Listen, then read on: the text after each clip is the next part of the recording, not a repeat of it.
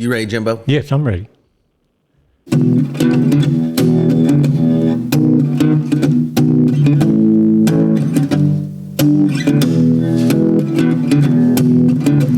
Old stories like long lost friends, rodeos and late night bends, history before our time, round pens and pasture rides, cowboys of the Osage. Woo, Jimbo, can you believe that? I still can't believe we got our own theme song. Someone took the time to write that for us, and we sure do appreciate that. Who'd have thunk it? Howdy, everybody. Welcome to another edition of the Cowboys of the Osage podcast, brought to you by the brought to you by the Ben Johnson Cowboy Museum, located in Pawhuska, Oklahoma. It's old Cody over here, and as always, I have my co-host with me, Mr. Rodeo historian himself, Jimbo Snively. Hey, Jimbo, good morning. Good to see you. Who do we have today? Hey, Cody boy, it's just another great day in the Osage, man. And Cody, we've got 8-time NFR qualifier Alan Keller with us today. 3 times in the Bulldogging, 5 times in the steer roping. He was world's champion steer roper in 1972, and he set the all-time money at that time. The all-time money earning for a steer roper in 1972. Set the arena record at Cheyenne in 1972, and he was an All-American wrestler in college. He worked the very first. He was in the arena during the very first NFR when it went to Vegas in 1985. So he's got a lot of stories there.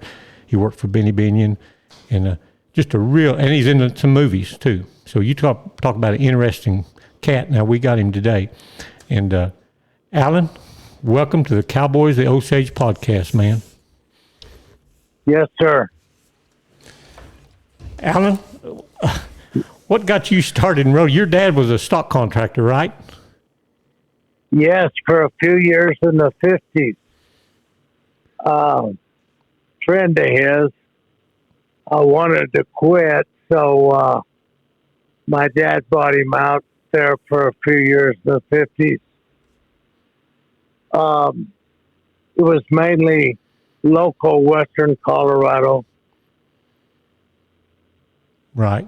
7, 8, 10 rodeos a year. Right. Was that, so I'm presuming that's where you developed your interest for rodeo? Well, my dad was a ranch guy, and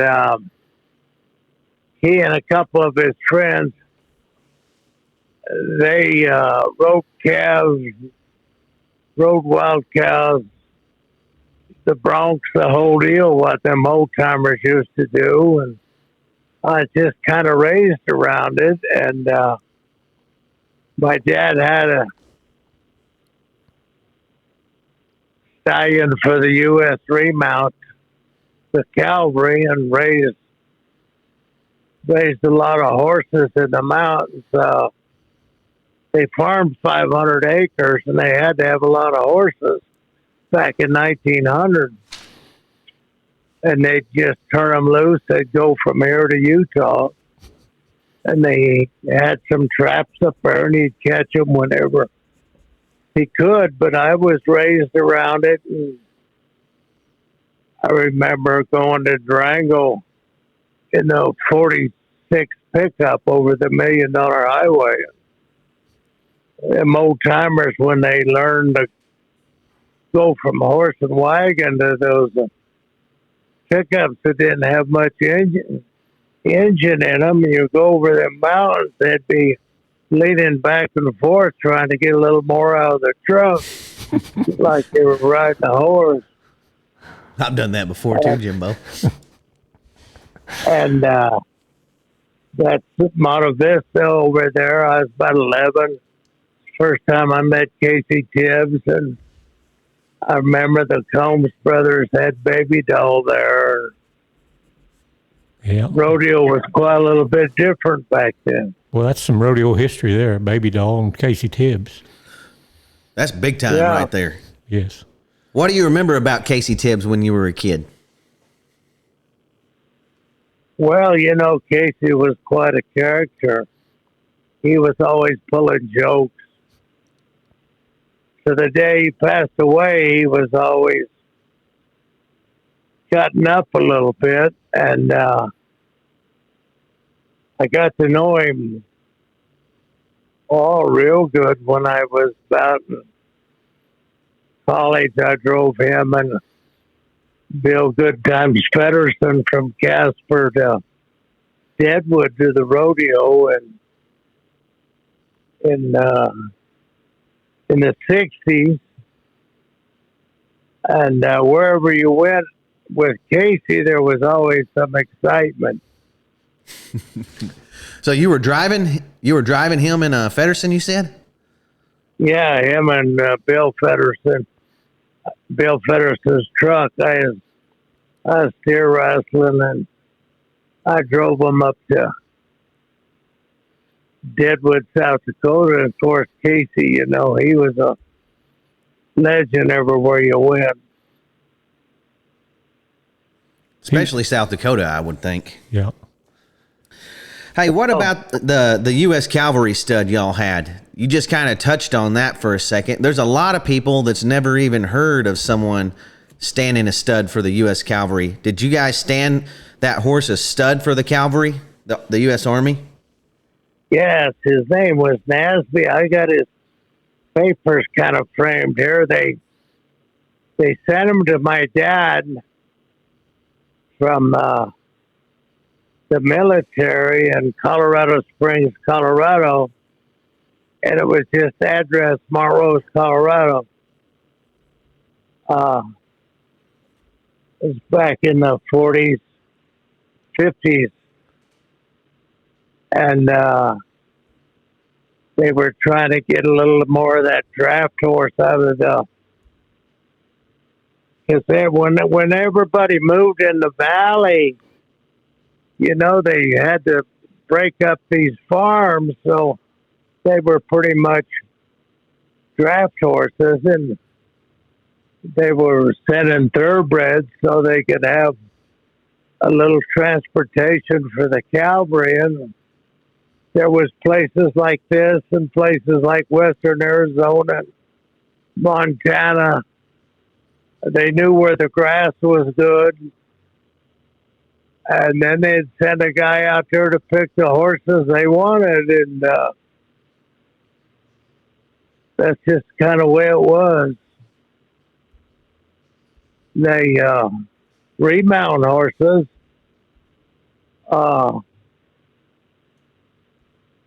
Then when the 40s and 50s, all these rodeos had a track around them. And they run a lot of thoroughbreds.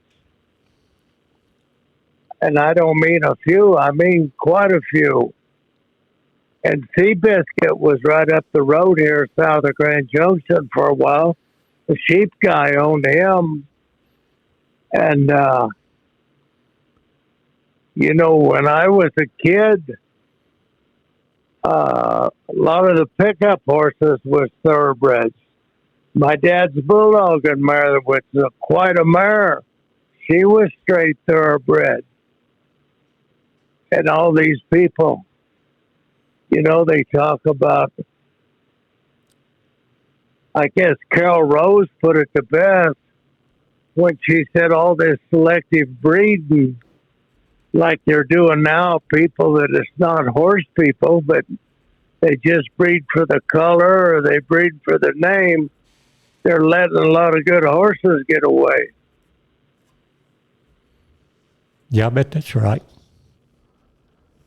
And then when Dad sold a friend of my dad's owned Cowboy P12, gypsies come through down by Durango or Pagosa Springs, and they had this horse tied to the wagon. It was Cowboy P12, and Cliff Ferrian bought him, and he had a bunch of cows to work and gather, and bred some mares to him, and then he went to Stinnett, Texas, except for where Red Steagle's from in the Panhandle.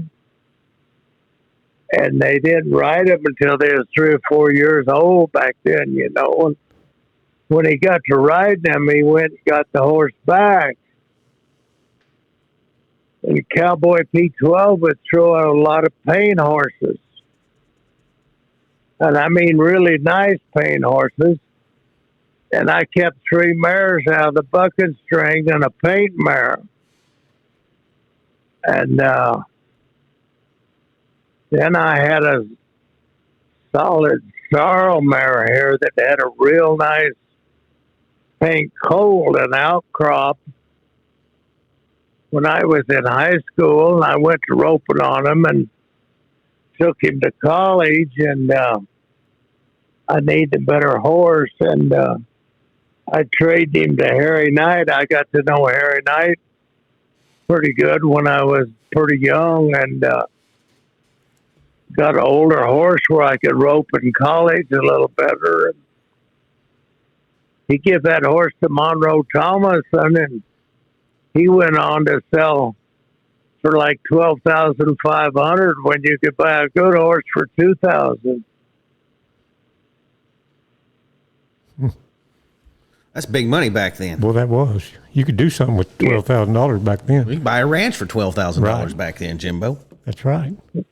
Well, you know, the thing about this area, it don't seem like this area, the cowboys and the would-be cowboys that ever pay any entry fees. I mean, stallion fees to breed to a good horse. I brought some mares from Wayland and J.B. Smith there at Pawhuska. And Leo horse was on them. I bought a one-eyed horse up at Scheidler that was just showed outstanding colts, but you couldn't get nobody to pay anything for a breeding fee. I guess that's why they don't never beat nobody from around here. You know, old Leo, he spent the majority of his life right here in Pawhuska. Did you know that, Alan? The old horse. Hey, what? Leo? Yes, sir. They actually called him the Pride of Pawhuska. There's a big, I read a big poem about him the other day that someone gave me. Well, my friend was an oil man that lived over Littleton, Colorado, and he had 7 known daughters of Leo at one time. So That's really something. They made good horses, though. Old Leo they threw made a lot of good rodeo horses, I feel like. them and the Oklahoma Stars.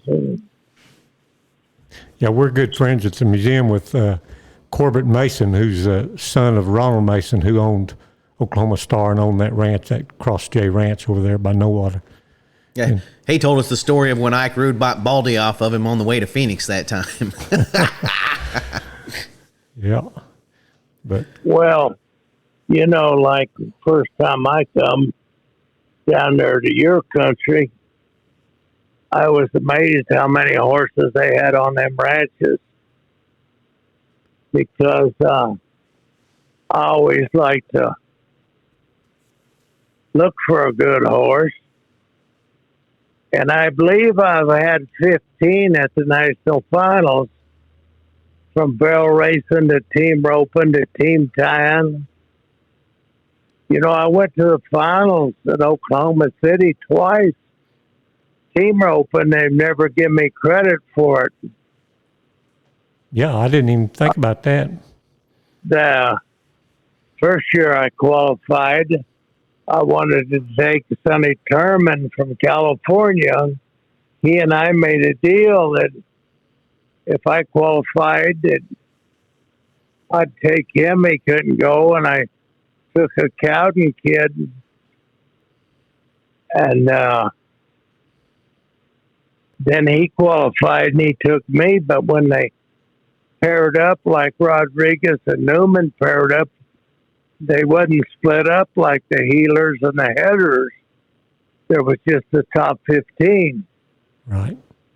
And I really didn't care about it. I guess I was sitting 18th, and when they paired up, it made me qualify. So I rode twice there at Oklahoma City, and the team roping, and they never ever give you credit for it. It's probably whoever's in the head of the association at the time, you know. Right.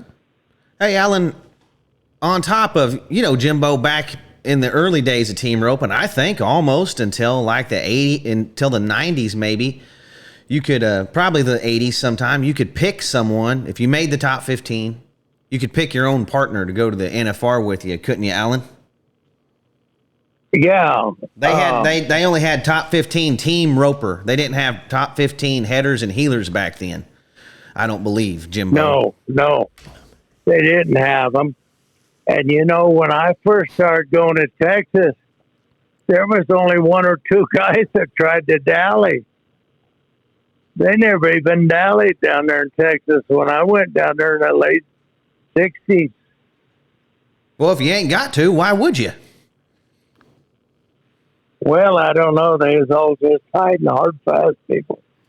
And you know what was funny is I drove all night from Spokane, and I was roping with John W. Jones Sr. I entered Oakdale twice, California. And nobody had mount me. I walked around there, and they'd all look down their nose at me. And so finally I told John Miller he had to get off Uncle Ben's horse. And I was 6'5" and 6'8". Back then they rode up on the hip and never let a coil out and set them horses. Well, I reached the throat, didn't duck, and was 6'5", 6'8", win both go rounds. And I'm coming back behind the bucking chutes. There's a kid there with a long coat on, long hair, and he said, "Hey, dude," he said, "my dad spent $10,000 sending me to Rodriguez Rambo School. You taught me more in one day than all the rest of them." His name was H.P. Evans. Wow. So that's how he got started. I didn't realize. Go ahead. Excuse me. Go ahead. It was a little bit different deal with those big steers. Never practiced that way, but sometimes at the rodeo, I'd do that ducking off a little bit. But the horses would set then, and they had some rate to them. And what I see now, these horses don't have any rate. They don't know how to use their back end. They don't set. Mine didn't have any rate either, Jimbo. I was kicking and pulling at the same time trying to get there. It was the damnedest thing you ever saw. I know. I didn't realize, Alan, you had the team roping background that you do. I just knew about your bulldogging. You were known as one of the best bulldoggers of your day, and then you got into the steer roping. But I didn't know about the team roping, honestly. When the team tying, Alan, back then, when you tied their legs, did you just tie only the back two legs? How did that work? Yeah. And did they have to stay tied for a certain amount of time? I don't know. I never saw it, in its heyday. No. You tied a square knot around the back two legs. And what was funny, when I first saw it in Arizona, was really strong on it. And the California guys that over there, of course, they were Dally guys, but Texas at them registered shows, I end up buying this horse by Leo Sand. Now, Leo Sand was the father of Pepe Sand, and the little horse that went to King Ranch was over in Sunland Park. And Matlock and Carol Rose had a falling out with Mr. G.B. Howell, and they sent me over there, and I had to have a few drinks with this guy. He was an oil man, but quite a horseman. Trying to buy little Peppy for $60,000, and Carol wanted to buy him, and Matlock said it was too much. Buster Welch got the horse. He went to the King Ranch. I guess you know the rest is history. Yep. But Leo Sands showed some awful good horses. He'd come from a guy there in Oklahoma, but I traded for this horse, and I team roped on him and tripped on him. But the first horse I team tied on, well, I borrowed some down there in Arizona, but I was at the Cow Palace. There was about 7 horses in a pen there, and there was this big roan flax mane horse, and I asked Gene Miles that was running Cotton Rosser's outfit, what's the deal on that horse? He said, I'm going to take him. He's been in the bucking at the finals for 3 years at Oklahoma City, and he said, I'm going to take him up to Washington. And I said, well, would you think about selling him or flip for him? And we flipped for $750 or $500. I got him for $500, and I took him over to a horse shower and I had him put shoes on him and put Don Dodge's daughters. You know, one of them married Joe Alexander. I put Don Dodge's daughters on them to run cattle out at the Cow Palace. As soon as the Cow Palace was over, I went down there, and Ron Goodrich had a bunch of steers in California.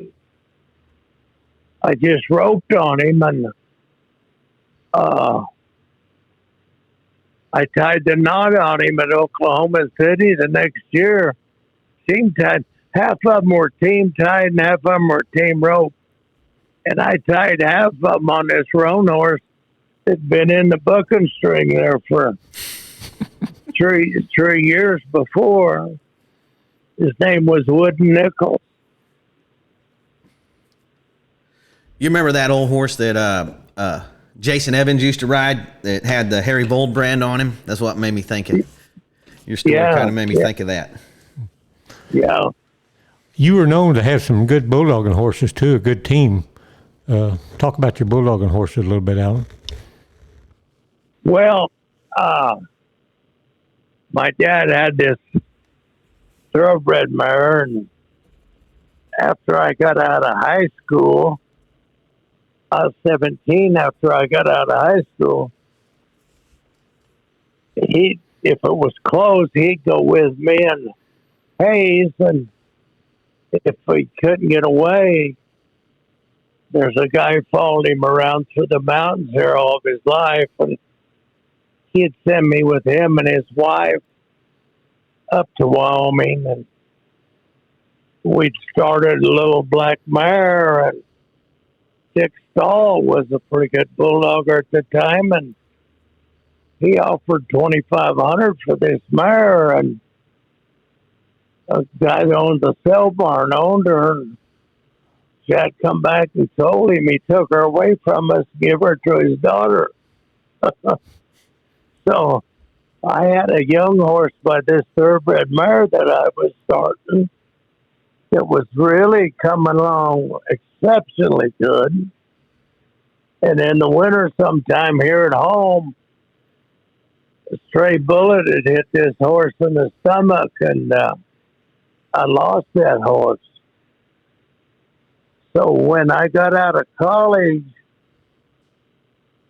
I bought this, and I'd already made the deal to buy this Hazen horse from Don Huddleston.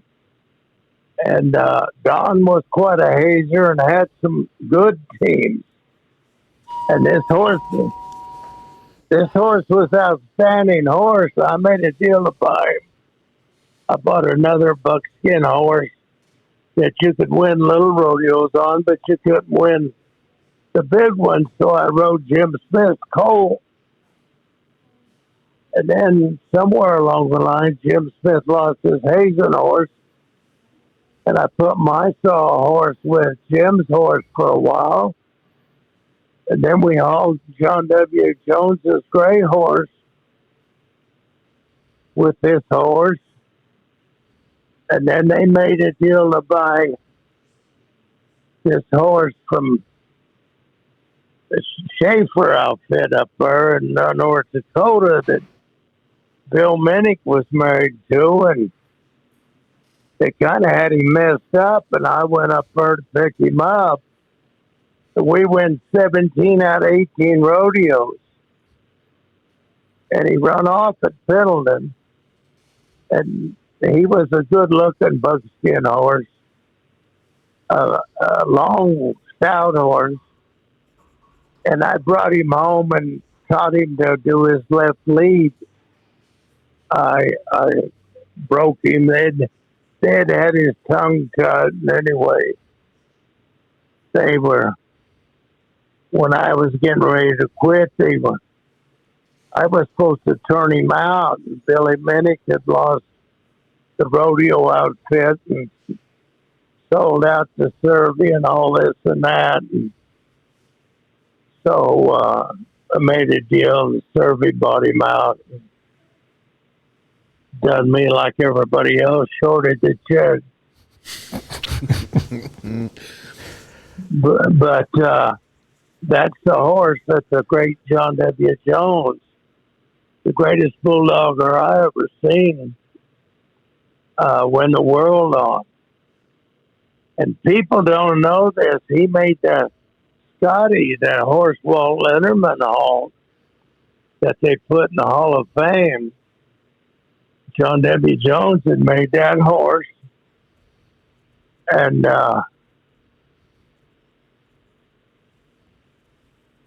but he'd sometimes, John W. would start out in June and almost win the world. He didn't like to travel very much. But anyway, I was over in Kansas, and they'd kicked him off of Scotty, and I laughed. I said, well, don't worry about it.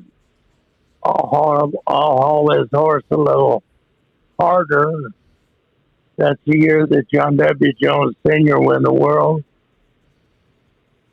And the only reason was the horse was a good horse. But when I sold him, I couldn't even hold him in the box at Cheyenne. And I'd win Cheyenne on him. I hazed for a lot of guys that had won Cheyenne because I had such an outstanding hazing horse. Now watch him today. 3/4 of the time the hazing horse has passed the steer, and the steer jumps behind the hazing horse. And they can't figure it out. You need to get you a team and go back to hauling him, Alan. You'd probably get rich out. I said you need to put you a team together. Go back down the road with them. You can teach these young bucks some lessons. You know, when I quit and I went and stayed in the mountains a lot. I packed in the mountains a lot. I met some people. I put a very nice ranch here together, and he's a very wealthy man. Owned a big hunting club in Africa, Botswana at the time, and big concessions in Tanzania. And he took me to Scotland 5 or 6 times, and Spain to shoot driven birds, and Colombia and Africa. So, and then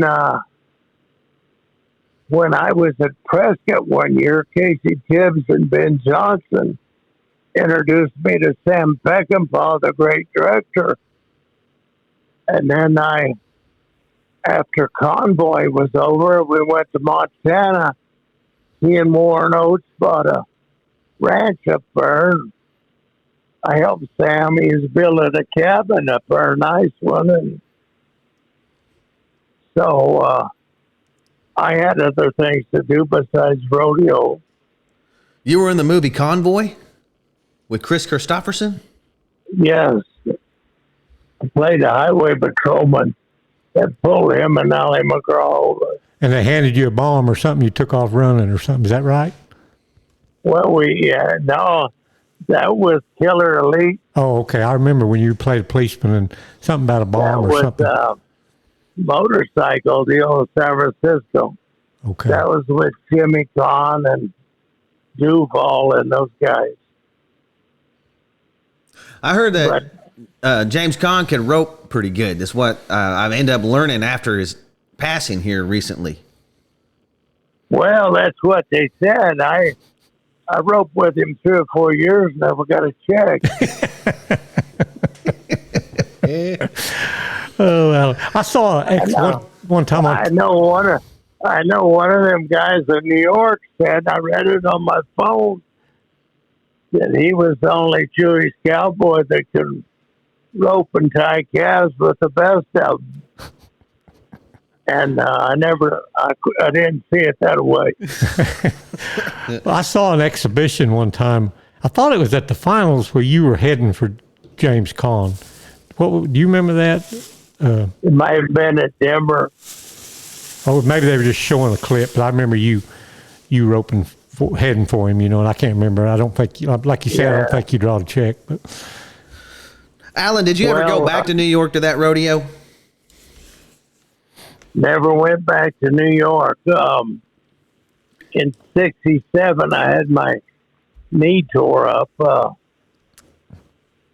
was winning the world by a lot of money early in the year, and went to Long Beach, and Jack Roddy had a Hazen horse, couldn't run much, and I had this steer caught. He bumped that steer over the top of me and tore my leg up again. But I kept going a little that summer, and I wanted to go to Montreal to the World's Fair, and I'm glad I went. There was a lot of pretty ladies there. What was a World's Fair like back there in the you said in the 60s? Well, it was so crowded. There's just thousands and thousands of people. And the buses had a strike, and the cab drivers had a strike. I hired a guy off the street, and the lady I was with was in the back with John W. Jones Sr. I reached in my pocket to get some coins to put in the bridge to go across the St. Louis River, and the seat wasn't even bolted down. It fell over backwards in their lap while this guy was driving across the bridge. Sounds like it was a heck of a time. Something to see. Well, yeah, it was. But, they had that rodeo at Madison Square Garden, I don't know, a year or two, but I was too young to go back there when it was a big deal. There was a guy named George Mills. Yep. He was raised down here in Morose with my dad, and he clowned Madison Square Garden for years. And I'd hear a lot of stories about Madison Square Garden. And there was a neighbor up here that rode a zebra backwards back there in Madison Square Garden. I'd think it'd be hard enough just to ride a zebra forward. Why would you want to try to ride one backwards? Well, I got a zebra rug, and you got to be careful. If you lay it on the floor and you're barefoot, you're liable to get some of them little short white hairs in your feet, and you can't get them out. Because the hair's so short on them and pretty. Sound like they're part porcupine. Right. Right. I can only imagine the fun that those cowboys had back then when they were there for 30 days or some crazy thing. I can only imagine all the fun stuff they got into there in New York City. Well, I learned a lot. I didn't have no cattle. My dad didn't have any cattle. The trip I learned by watching two guys, Sonny Davis and Don McLaughlin. And Don McLaughlin had bought the black horse, from Snively. And Don was over there at Fort Collins when I was going to college. And I'd watch Don and Sonny Davis. I knew I couldn't run down there and follow those steers like a bunch of them guys did and not win nothing. I wanted to throw it and win some money. And I'd watch them, and then there was a great cowboy by the name of Jack Newton. Jack Newton was as good as cutting horseman as Matlock or Buster Wells. He had a lot of match ropings over against with Tooch Fansfield at Colorado City, and a lot of them other guys back in the day. And it's my understanding he never was beat. And I'd watch him rope calves at the register ropings when I first went to Fort Worth, where they come to Cheyenne with this bay horse, and Jack had made the finals in the tripping. And I saw the bay horse. And when I got to Fort Worth that fall, I got a hold of Mr. Murray and went over there to Dallas and bought the horse. He was pretty poor shape. He'd come out of Clovis. They'd match roped him in Clovis. They match raced him there, and they had him in a collar. They were feeding from him at the sale barn. When Jim Calvert and them got a hold of him, and I bought that horse. They called him Tom, and I brought him back over to Fort Worth, and Aceberry and Hugh Chambliss was waiting for me. They said, that's the ugliest $2,000 horse I ever seen. So I got him in shape and took him out to California, Morro Bay, and Johnny Joe Miller was going back to the Ben Johnson.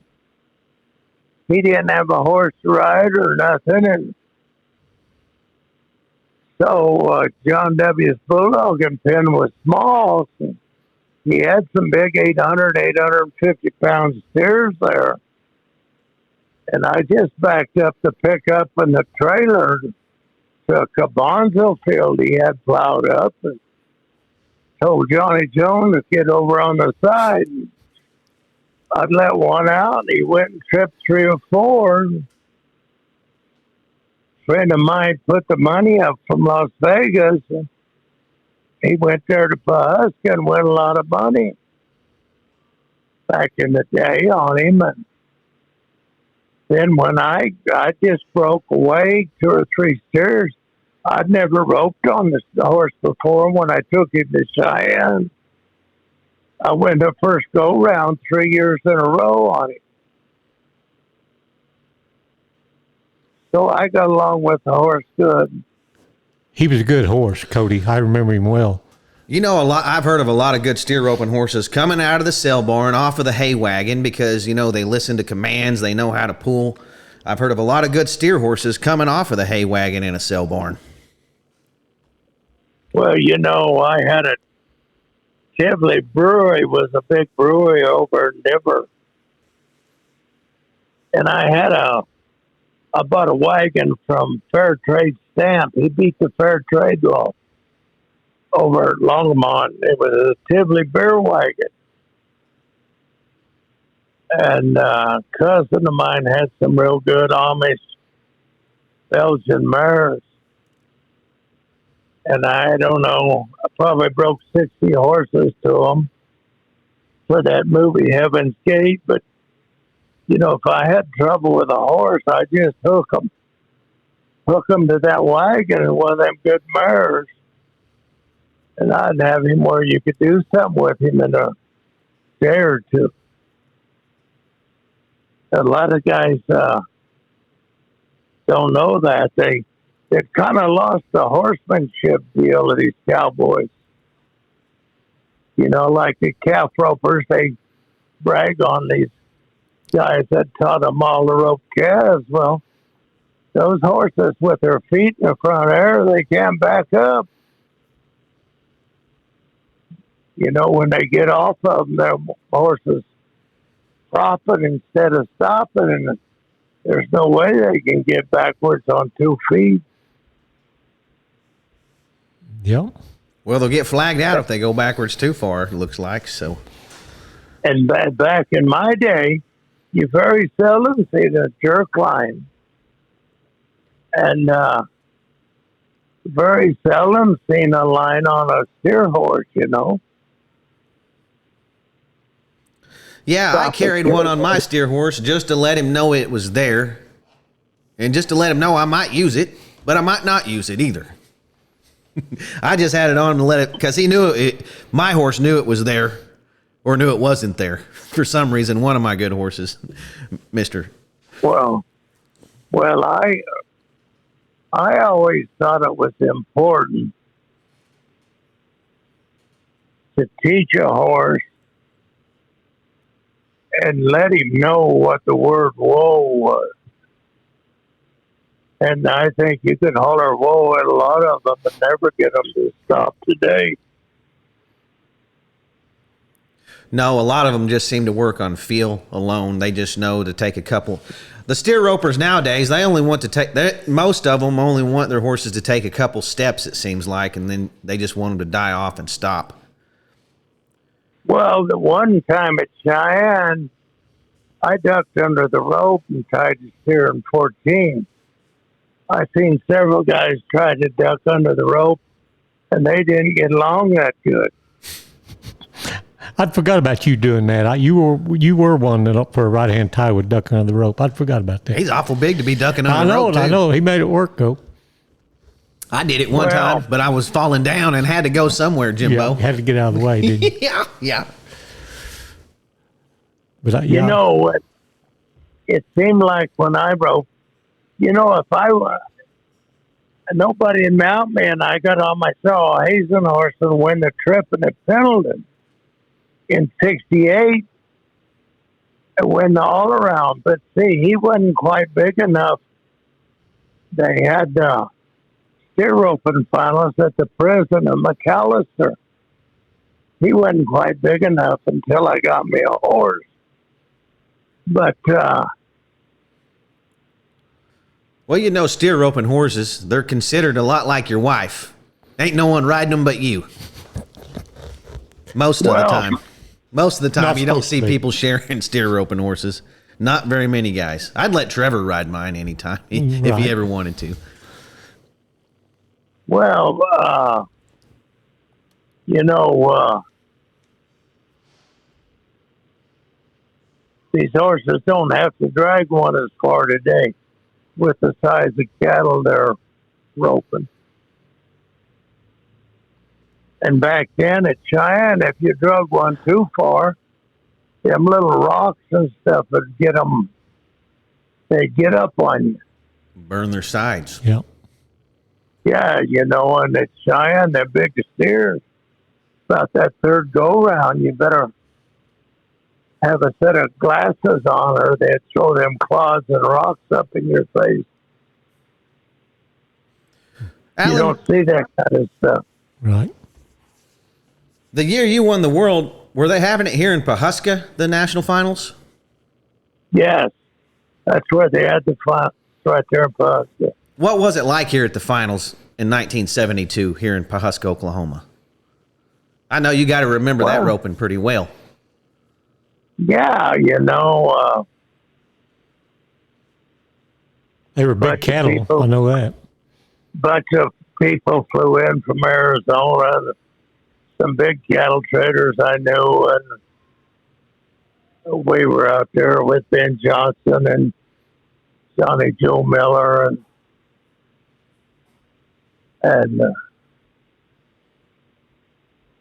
you know, the crowd was. You talk to a lot of people. You know, I think Tony Maker bought me in the Calcutta for quite a bit of money. And you knew a lot of people. Like, I liked, you know, Tony, and I liked Tall Chief, and my friend John Israel, and there was just so many good people in the area, and it just seemed like they filled the place plumb up. And they were back then. People come from everywhere to the finals. The same as Post, they'd fly in there with their helicopters and their jets to Angelo and Post and Wendy Ryan. There was just a lot of friendly people that come from all over. You know, I tried to get the directors back then to get Ben Johnson or Walt Garrison to do a documentary about what we do for the needy kids. Like at Post, it went for the West Texas Boys Ranch, and Wendy Ryan went for the Heart Fund, and Sarah McGinley went to Easter Seal, and it might hurt some cattle once in a while, but we've done a lot for the needy people. The Ben Johnson roping here, the American Cancer Society, it supports. Yeah, so they could fight off the Humane Society and all that. They just sit and look at you. And that's one thing they should have done with these guys that were celebrities. They don't have nothing to combat, nothing. Did you ever work in any movies or television shows with Ben Johnson, Alan? Well, I went to Prescott 4th of July, and of course, you know, I had to be up at Cody and Red Lodge and Livingston on the way to Calgary, and Casey Tibbs and Ben Johnson introduced me at lunch to Sam Peckinpah. And we visited, and he put me on a table there where Steve McQueen was paying his entry fees. Well, I sat out there in that hot sun all day. It was pretty hot. Steve McQueen would go to his trailer and never could find his shirt, his glasses. I said, nah, I've had enough of this. And anyway, that night there's a famous bar downtown, and Matt's Saloon, maybe? I'm not sure. I'm just guessing. The Birdcage, maybe? oh yeah, we were in there, and the owner got a hold of Casey Tibbs, and he said, there's a guy named Keller's run all my business off, except the girls are hanging around. Casey said, you're lucky you got a joint left. So then, I stopped by where he was working a couple movies. No, I never got to work with him, but, you know, right west of me here, Moab's where they done all those, She Wore Yellow Ribbon and all them, and that horse, I love that horse that Ben was riding, and She Wore a Yellow Ribbon. That horse could handle that rough country and could run. Looked like he had a lot of thoroughbred. I don't know if they got him from his friend there in Oklahoma or what, but I never had the opportunity. You worked with Clint Eastwood at least once, I know, in Pale Rider. What kind he was good to work for. What was he it? was? Go ahead. He was real good to work for, and he kicked you right in the gonads though in Pale Rider. Was that in the script, or he just wanted to do it that day? Well, that first shot coming off the hill. Helicopter was out there, and Buddy Van Horn that double Clint was. Gavin was the pilot, and Gavin flew a lot of stuff for a friend of mine that owned Cinema Air. He made the Baba Black Sheep, and he's the same guy that took me to Africa. He owns Gulf States Toyota, which is 5 states and all the parts. And he flew the jet and Foxfire for Eastwood. So that morning we were sitting around there, and it was pretty cold. And, you know, when a movie shows up, every kind of person in the world shows up to try to get a job. And Right. I think the little girl's name was Sydney Penny, and her agent come by, and they flew up her in a twin engine from L.A. and he made the statement, and Freakin was a captain at PSA Airlines. His father started PSA Airlines. And he flew helicopters and all these jets. And his kids got P-51s and Spitfires that go to a bunch of these shows now. But anyway, the agent from L.A. said, we was lost. And Tommy Freakin said, you're only lost if you care where you're at.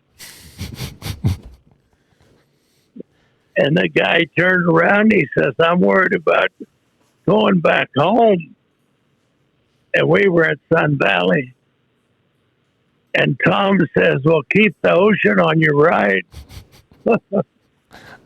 Yeah. Going back to L.A. The guy didn't know who he was. But it was funny. I had a dressing room. Tom Freakin was a billionaire, and I had to loan him my dressing room. But anyway, the first shot, they had a bunch of Hollywood stunt guys. And the helicopter, when I come up, was supposed to move away from us. Well, it never did move. And in the film, they see me reaching up towards the camera in the helicopter. And Buddy Van Horn looked down and saw me, and they moved the helicopter away. And I turned around, and 4 or 5 of the Hollywood stunt guys that fell off over the head of the horse. Some of them are still hanging on the net. So we had to do it over a few times. And then back in that day, they sent the film off for 3 or 4 days before you knew what you had in your shot, so they could look at dailies. And part of the film got chewed up in the camera. So I got an extra week or so working on that. And I got to tell you, the residuals, that was 85, 86. We done that. That's made me more money than any picture I ever done because of Eastwood, and it's on TV all the time. Yeah, it's on all the time. Do you keep up with Eastwood these days? No. Did for a while. When Lonesome Dove come out, I shipped him the book real quick. And then I was down there doing I was in Santa Fe doing the movie with Kiefer and Amelia. I was playing John Kenny as a Billy the Kid movie. Was it Young Guns? Yeah. That was you playing John Kenny, the bounty hunter? Yeah. Holy moly. I love that show, Young Guns. Remember they had them pinned down in the top floor of that house? John Kenny comes in. They push that I think they put Billy the Kid in a box and push him out of the top of the house. It's good. And put him in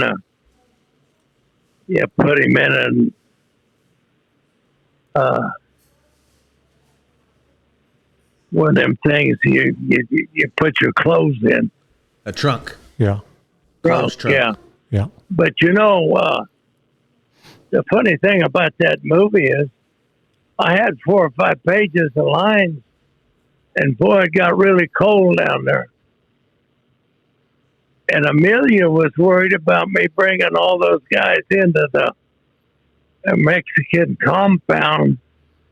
He said his play will take too much away from it. So it was Dean Kane's dad that was the director.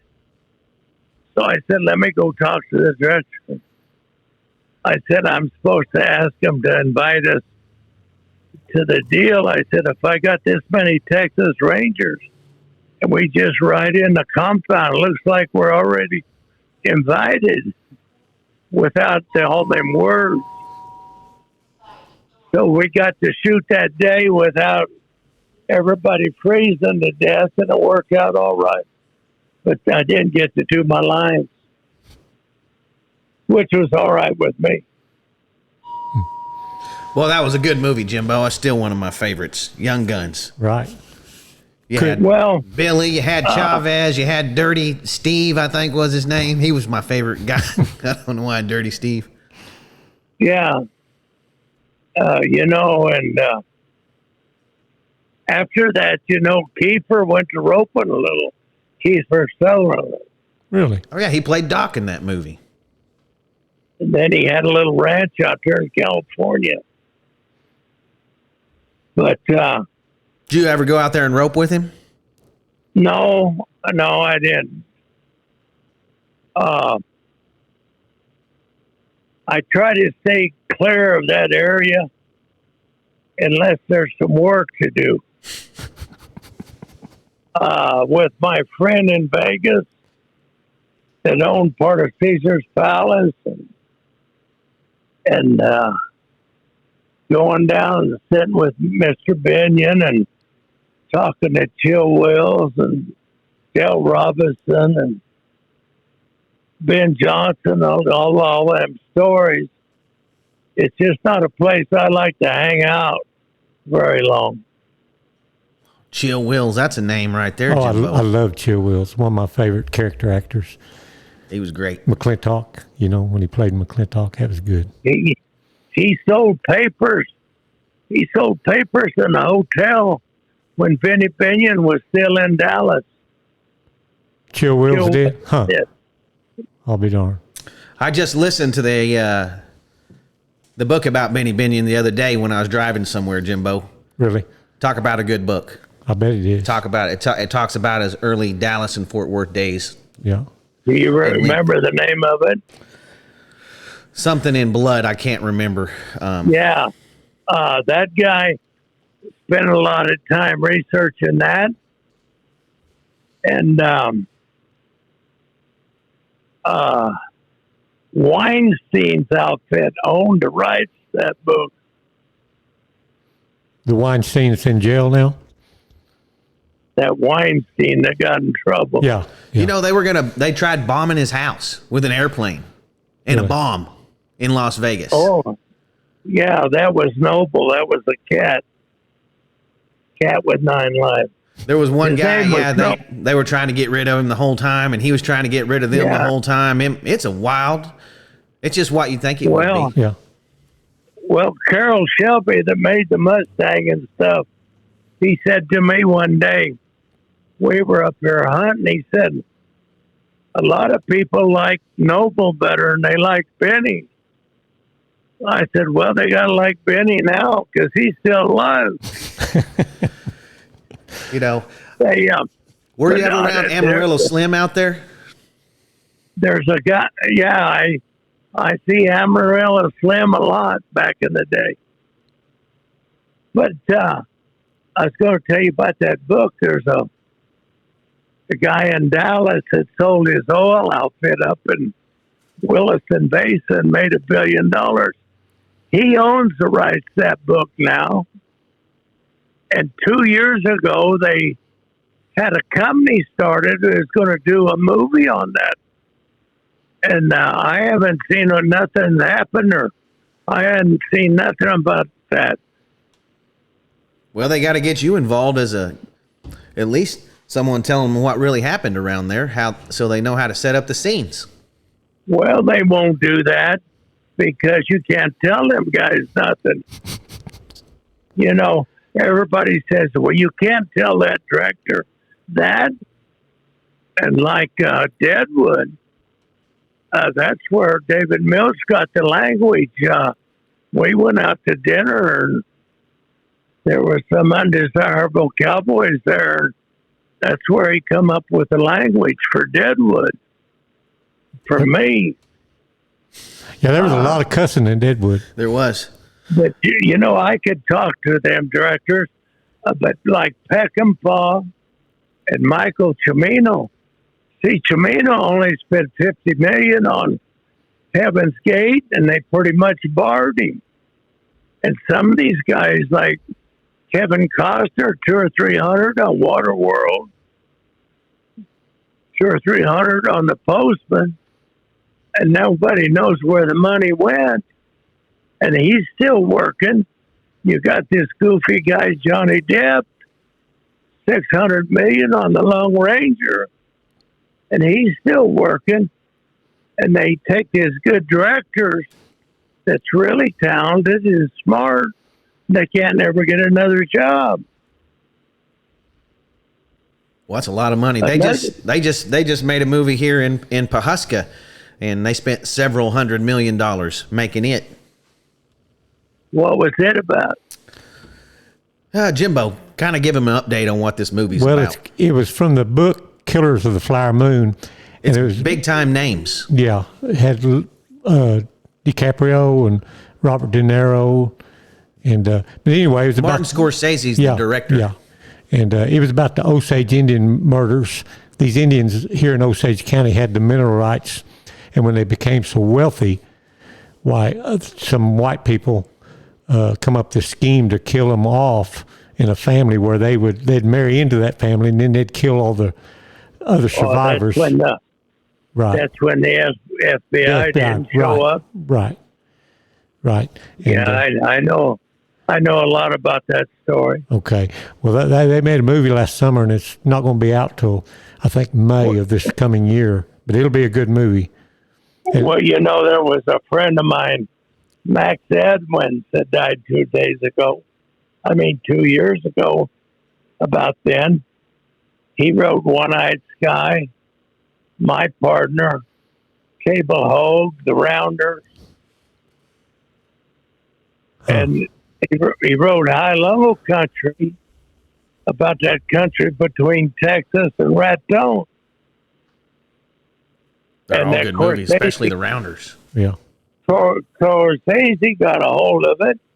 He had a guy named Freeze, an Englishman, and boy, he was really mad the way that they done it. Max Evans, I talked to him. He was really hot because the Wrangler lied to him about what he was going to do and all that.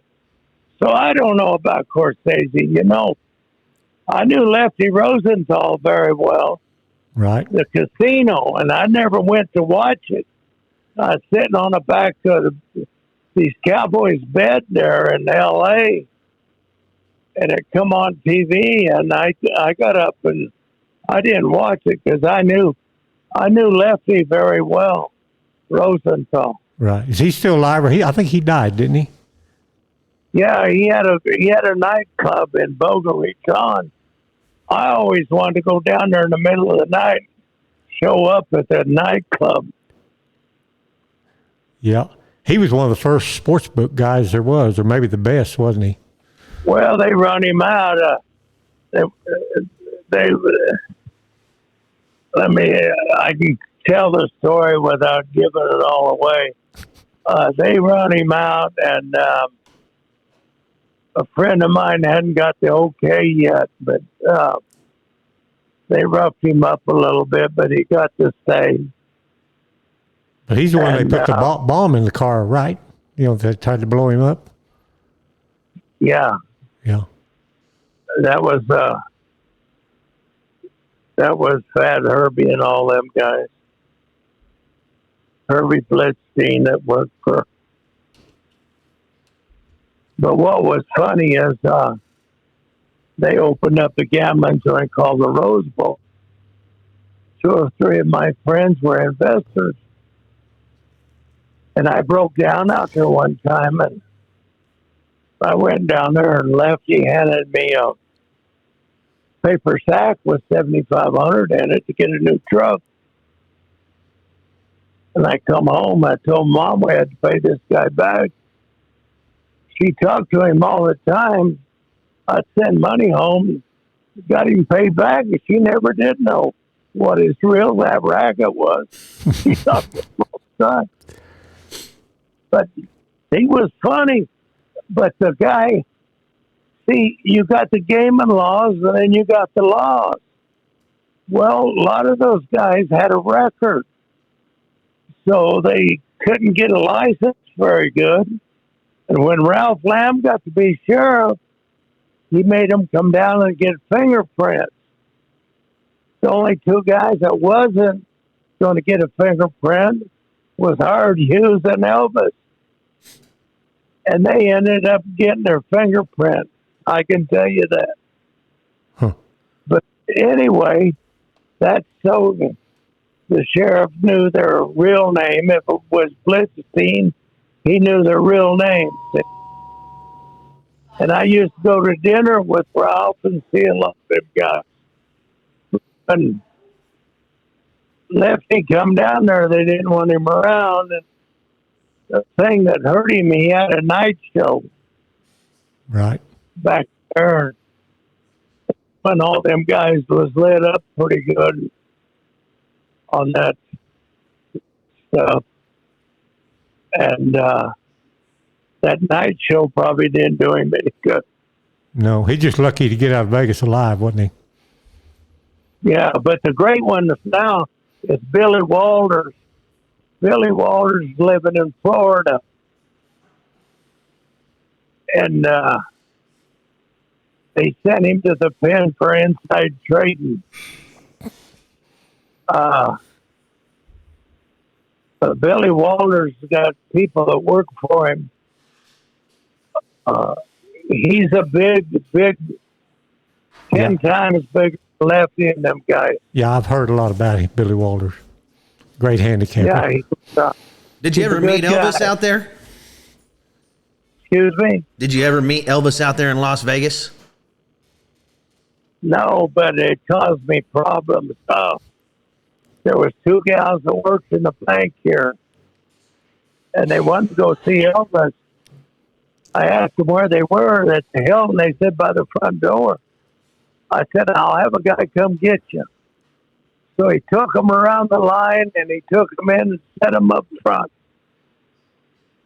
No money, no nothing. Well, they come back here and told the bankers, told their boyfriend. They all got jealous as hell. You know how it is. Right. Well, how can he do that? How does he know to do that? It really wasn't none of their business. But that's how you get in trouble. Sometimes helping people. Yes, sir. But I knew Colonel Parker pretty good. He'd come over and visit Mr. Binion when Mr. Binion was sick. And he'd tell them old stories and all that. They didn't play him in a very good light in that movie, Colonel Parker. The new Elvis movie. Well, he spent a lot of money there in one night, 2 or 3 nights. But anyway, he said, I said, Vinny, I'm going to Africa for a month or 2. And that's after he had a big heart deal. I said, I want to come by and visit with you and spend 3 or 4 hours. Parker said, you going to Africa? He said, yeah. He said, here, he went and got a postcard. and he sent it to the head guy at Hilton from the colonel having a good time in Africa. He signed it. and I mailed it back to Vegas from Africa. Speaking of Las Vegas, I don't go there no more, hardly. yes, sir. I'm talking about moving the national finals to Las Vegas. Well, that was quite a deal, you know. Benny said Clem wouldn't let him put his stagecoach in Oklahoma City, and him and Casey had been working on this project for quite a while. And when they got it moved,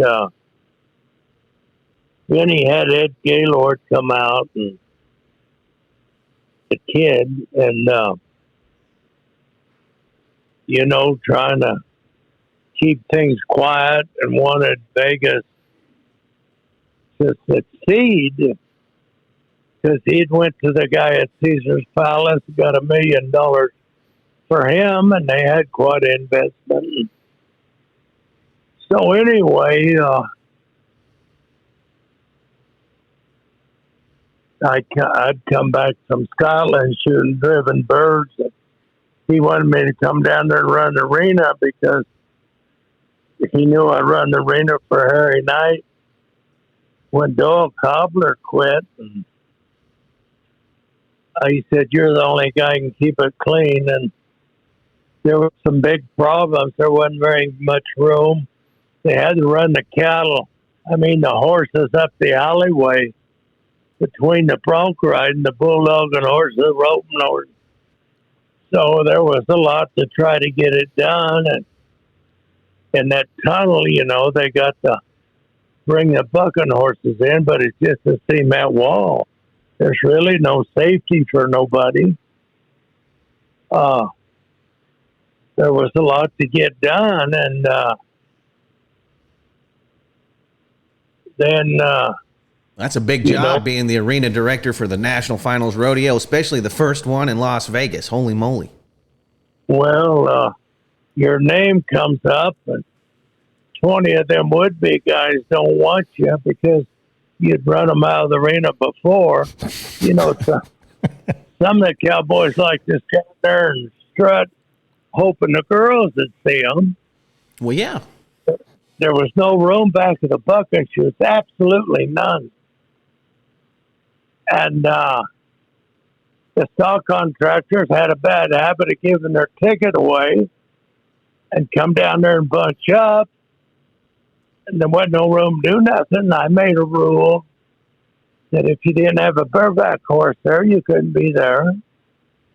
I said, we need to put a TV back there so these guys can watch the other end of the calf roping. All this and that. And there wasn't supposed to be any photographers back of the shoots. We had a meeting, and they're a pretty heavy gal was back of the shoots, and I asked her 4 or 5 times real nice, and she didn't move, and the camera went to the other side, and I reached down, got a hold of the roll above the belt, and went to walking. And she left. I imagine she did. And raised Cain, and the sheriff was sitting there, and he seen the badge I had on. And Ralph Lamb wanted to look at the badge. So I slid it off of my shirt pocket under my jacket, around the back of a couple of people, handed it to him on the stand. He put his glasses on. It said brothel inspector, Kansas City. Ooh. Made in the late 1800s. And he wanted to keep it. And I go, no. And then I sent him one. There was a great silversmith I met in Santa Fe. D.A. Harris made the tip sets for George Bush and Tiger Woods. And I had him one copied, says Brothel Inspector, Clark County. But anyway, I didn't let the Cowboys know, I had a job to do. I was going to do it if they liked it or not. Then the bull rider and Cotton Roster tried to get me fired. They had a meeting up, and I didn't care about this job. I could make more money stealing them reed treads off them stock contractors' trucks out there, and I could work in that rodeo. They only paid you $100 a performance. So anyway, I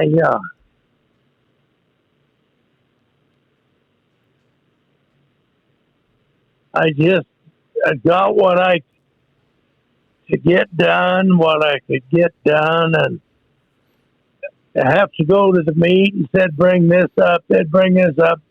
But when they went up for to get me fired, Benny was on the board, Benny Binion. He didn't go, he sent the sheriff. And Benny used to pay, you could go down there and eat for free, all those rodeo committees. And he paid the Cowboys entry fees. And my name come up, and Ralph Lamb just put his hand up and says, if you don't like the arena police, you're going to have to get somebody else to pay these Cowboys entry fees and feed that committee them steaks. And they all shut up. They didn't have nothing to say after that.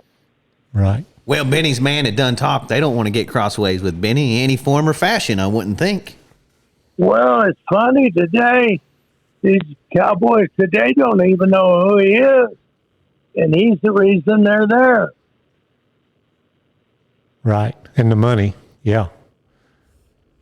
They don't appreciate it probably. Did they, I wonder how they talked that Oklahoma City crew and whoever to move in the finals. Was it just the money, or did they have to push a little bit, or? They had it in Dallas. They had it in Oklahoma City. They had it in L.A. They had it in L.A. Yeah, but, the thing about it is there's so much to do in Vegas. You'll talk to 10,000 people. I went to the finals in Vegas. They don't even go out to the rodeo. Right. And now they didn't have it they didn't have it on TV for the first 2 years. Then they put it in the hotels. But they tried to get the hotels to invest in tickets. They wouldn't do it outside of the casino.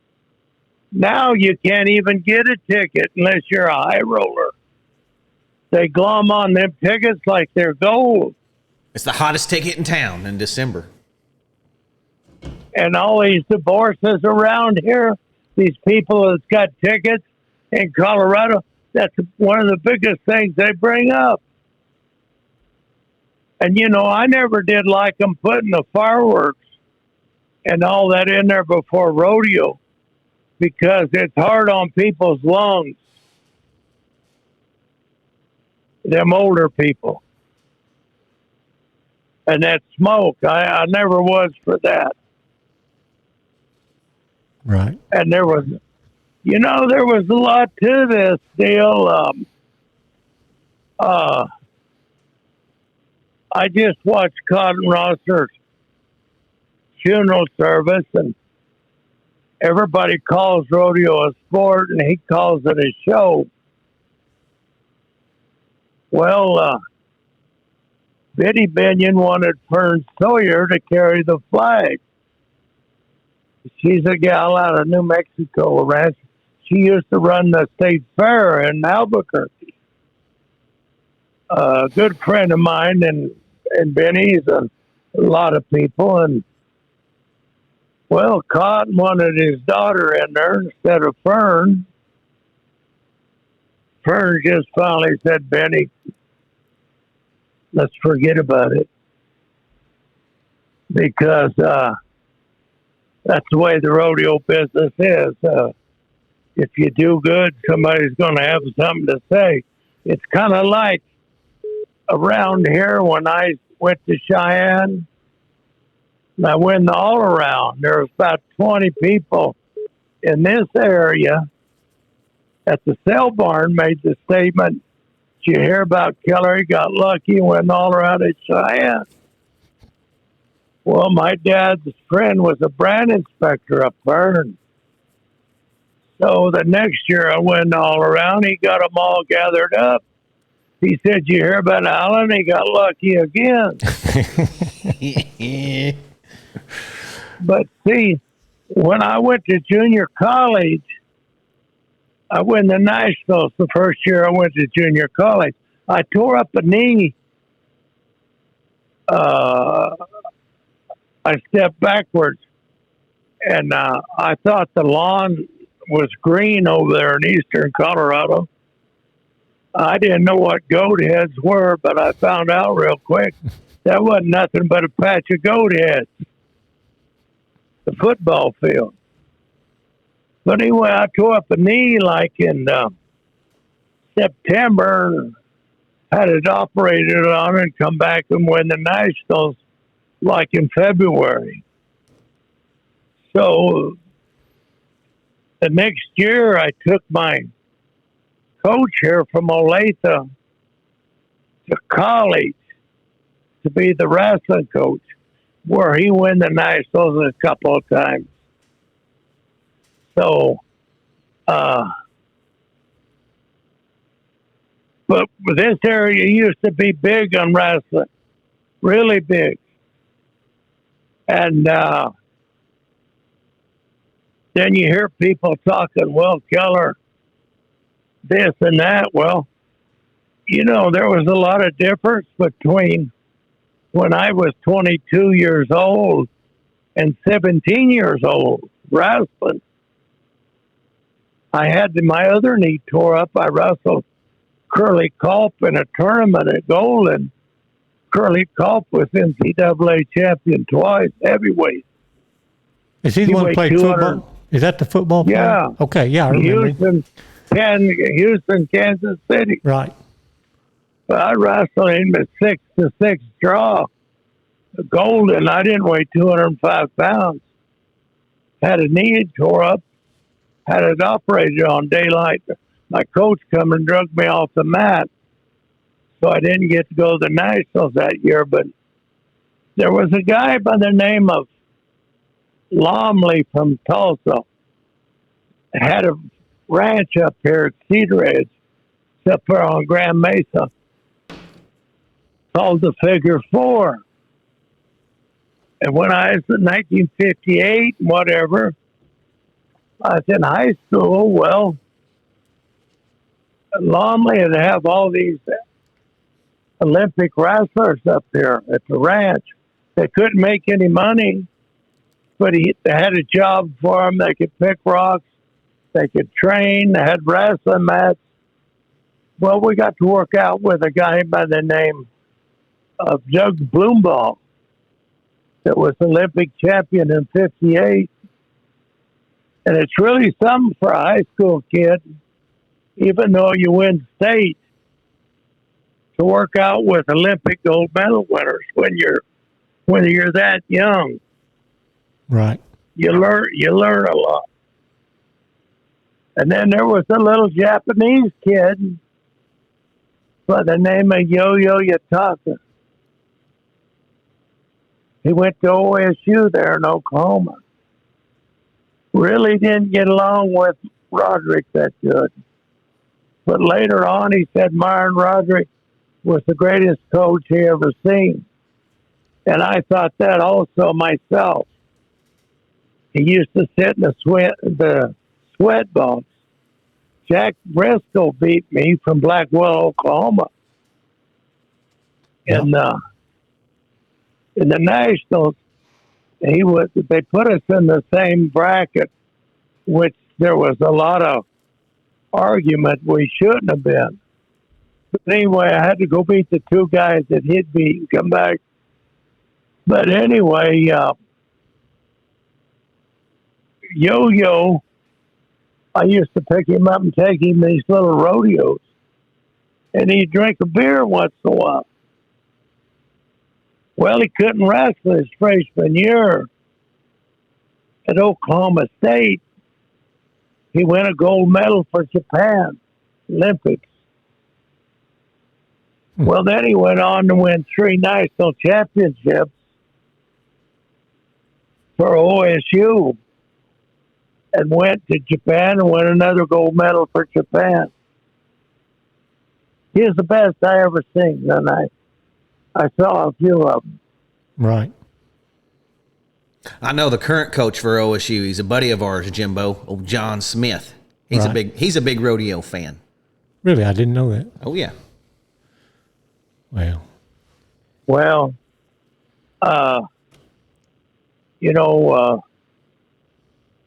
my Roderick wanted me to come to school down there at one time, but God, they were so deep. They had, 4 or 5 backups on each weight. They had quite a program. Oh yeah. And I don't know what it's like today. I think it's pretty good. Still pretty good, but wrestling's not as big as it used to be, around the country. No, it's not. I think they have the National Wrestling Hall of Fame there, right there in Stillwater. National, it is. It's there. Yeah. It's there. Hey, Alan, did you ever meet old Slim Pickens? Oh yeah, yeah. I love Slim Pickens. Now, he was a hand. He'd fight bulls. And then they wanted him for this rodeo deal, and he had a leg swelled up, or a movie deal, and they ended up giving him a pretty good job. But he had that Appaloosa horse that would buck them guys off and jump a wagon. They used that Appaloosa horse several movies.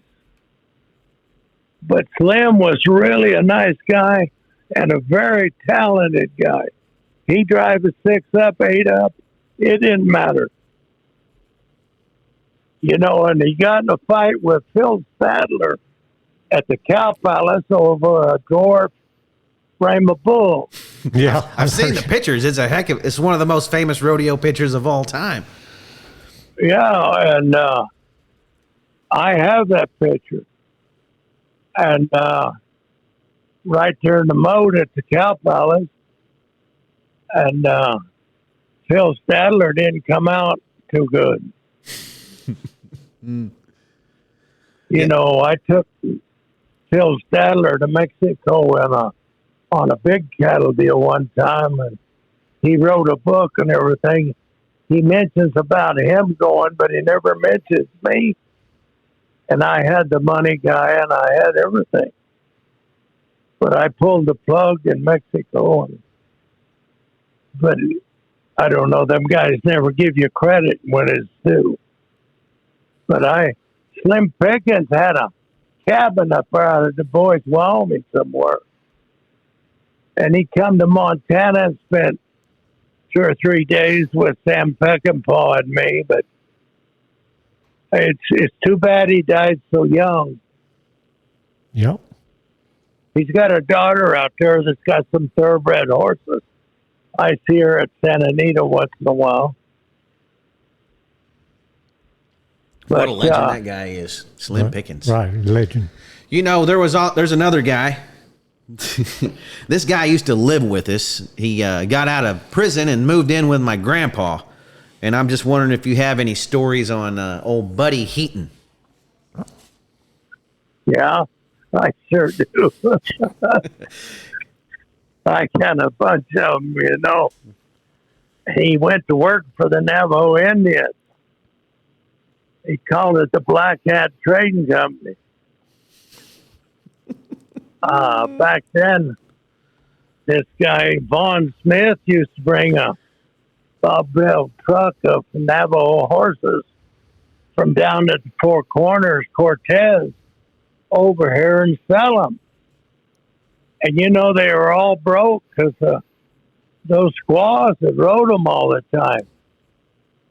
And a lot of these ranchers want to buy them for $100, $200. And, but Buddy went down there. Then he was training horses. And when trios win the All-American, I had like 7 own daughters of trios. That I didn't have the good mares, but I partnered with people that had them, so they wasn't in my name. And I had a leg operated on. Slim had some race horses. He come down here to Durango. And the guy wasn't going to let me go in the morning and the afternoon or nothing on the gate. So I got a hold of Buddy, and he filled out a deal, and I was a groom. So the Sturts went to Buddy, and they come to me. Said, we don't see you brushing horses. I said, well, you got to talk to my trainer. He must like the way I'm brushing them. So they tried to get me thrown out. And Buddy, he says, oh, no, he's the best groom I got. You know, Buddy helped a lot of kids, you know, when they were young, going to ride bulls. And he got a friend of mine come up there and match a guy, a buffalo riding, a great horse trainer that trained race horses for Jumonville and the senator in Louisiana. His name was Jan K. Jones. That trained a lot of dash for cash mares and stuff back in the day. But there's a jillion stories about Buddy around the sale barns, and when he went to Calgary, these kids would be following him for a mile. But they locked him up at night, let him out during the day. Yeah. He helped a lot. He helped a lot of people, Buddy. He did. He helped me too. And then he helped relieve me of my bicycle when I was a kid. He stole it and sold it.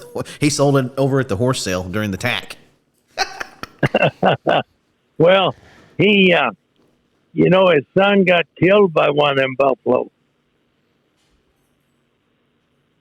over here in eastern Colorado. No kidding. Little Buddy? Yeah. He showed up to our house one time, Buddy Heaton's son, Little Buddy, Jimbo. And he had all these stock panels and had them baling wire together like a cage and had a bear in there on a flatbed trailer. He did. Oh, yeah, you know, it don't surprise me. There was a guy that clowned for my dad. His name was Fess Reynolds. He's the guy that jumped the Brahma Bulls out of the airplane up in Canada, parachuting them. He could Never heard. What? chicken or goat. What was they doing? I've never heard that one, Alan. He had an African lion at Cortez. And my dad had a bull called Smokey. He was a Smoky Brown mare, and he was a fighting bull. Well, they run that lion in there. And this bull throwed him plumb over this 7-foot fence in the lap of a bunch of Ute Indians sitting there. And, of course, that lion was scared. They had to catch him. Did you see that deal on the internet the other day, Jimbo? Back in, I don't know, the 60s, 70s. They used to turn out this gentle lion in the arena at Calgary during the bull riding. I saw something about it. Yeah, I know Yeah, what and this you're talking lion about. was chasing this that guy was- on the bull, and he rode that bull for about 30 seconds because that lion was right on the tail of that bull. He wouldn't get off for nothing. Was that the same line you're talking about, Alan? It could be because Fest went to Hollywood and trained a bunch of those primers and stuff. He could train anything. But back there in them days, you know, today you see these clowns standing around the arena. Back in the day, them guys all had a actor and they were funny and they could do something. They could fight bulls. There was a guy called, his name was Joaquin Sanchez out there in California, a hell of a bullfighter. Got killed up there on Tahoe, walking across the street from one bar to another one. But there was Chuck Henson that started out for my dad, and they all had an act. They were all funny. And these guys just stand around the arena and they put the camera on. That was quite a day back in the 50s and the 60s, especially the 50s, because there ain't no telling what you'd see go on at one of them rodeos. Right. There wasn't no cell phones to get anybody in trouble back then, was there? I think that's the best bull riding training tool I've ever seen. Turn a lion out in the arena, ride the bull, or get off and deal with the lion. Get bucked off and deal with the lion on the ground. I'd stay on I'd ride that bull through the strip and shoot. Yep. There was a guy named Elliot Calhoun. He come to Durango and he worked every event. Robbed the bank when he left town. And went to Valdez, Alaska, and become very wealthy. Him and Blocky Rutherford, they used to come over here, these rodeos. They headed to Alaska, and they all done very well. Back in Cheyenne in the day, Alan, did you camp out at the fairgrounds there? Did you stay in town? What was it like when the rodeo wasn't going on? What did you guys do? Well, downtown, they had the Cowboy Bar, and we were staying at a hotel, and Casey had just done this movie. He had to gather all them horses he had up there in Dakota on the Indian reservation. So he took Indian Jack Hart up there and some guys, and he swam his cousin's gray horse across that river, flood stage. Now, Casey can't swim 2 feet. He swam that horse plumb across that river. But he was at Cheyenne, and he had a punch bowl. And he'd have this guy pour some liquor in it, and this guy pour a pint in it. Well, there was a big football player from Laramie come up there. And Casey went to run him off, and Casey wasn't doing very good, so there was a guy named Morris Laycock up there and made trailers. He was supposed to be real handy. This is back in the 60s. And anyway, that guy was kind of moving on Morris pretty good. And I said, well, I may as well have some of this. And I come up and got behind him, took him outside. Well, I'm working a little bit on him, and I could move a little bit pretty good. Till the Air Force Academy come out there, and they brought about 4 of them German Shepherds out of the van. I went back inside, went upstairs, and took a shower, combed my hair. Come downstairs, and Casey had his arm around the guy drinking out of the punch bowl. I said, what happened?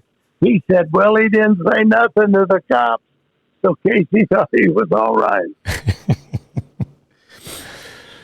Boy, howdy! I wonder what him and Casey did with that time. He drove them to Deadwood when they got there. I can only imagine rolling into Deadwood, South Dakota, with Casey Tibbs. You know, he's definitely the hero of the state about that time. Yeah, Deadwood didn't have too many rules back then either. I don't think, Jimbo. No, we checked in the hotel and everybody knew him. You know. And then in '67, I went in the world. Marty Wood was the Easter Seal chairman in Canada. And I flew up there and I went to, I think, a McDonald's hotel or one of them big hotels. Well, here in the bar, Casey and Marty Wood and some awful good-looking girls. And they'd been a partying a while. So I just joined in with them. Mm-hmm. It was a pretty good evening. Oh, man.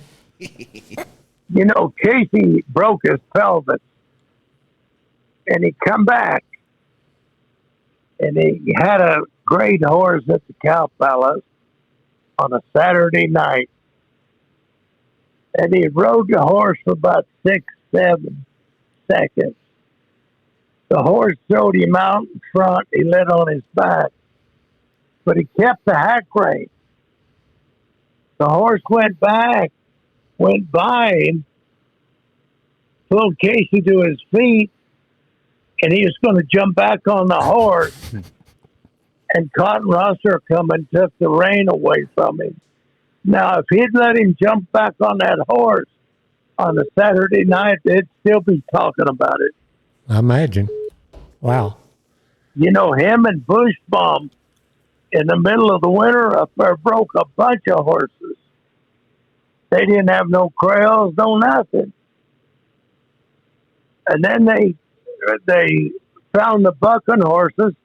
They took to Kansas for Ken and Gerald Roberts, and they tried them all out. They rode every one of them.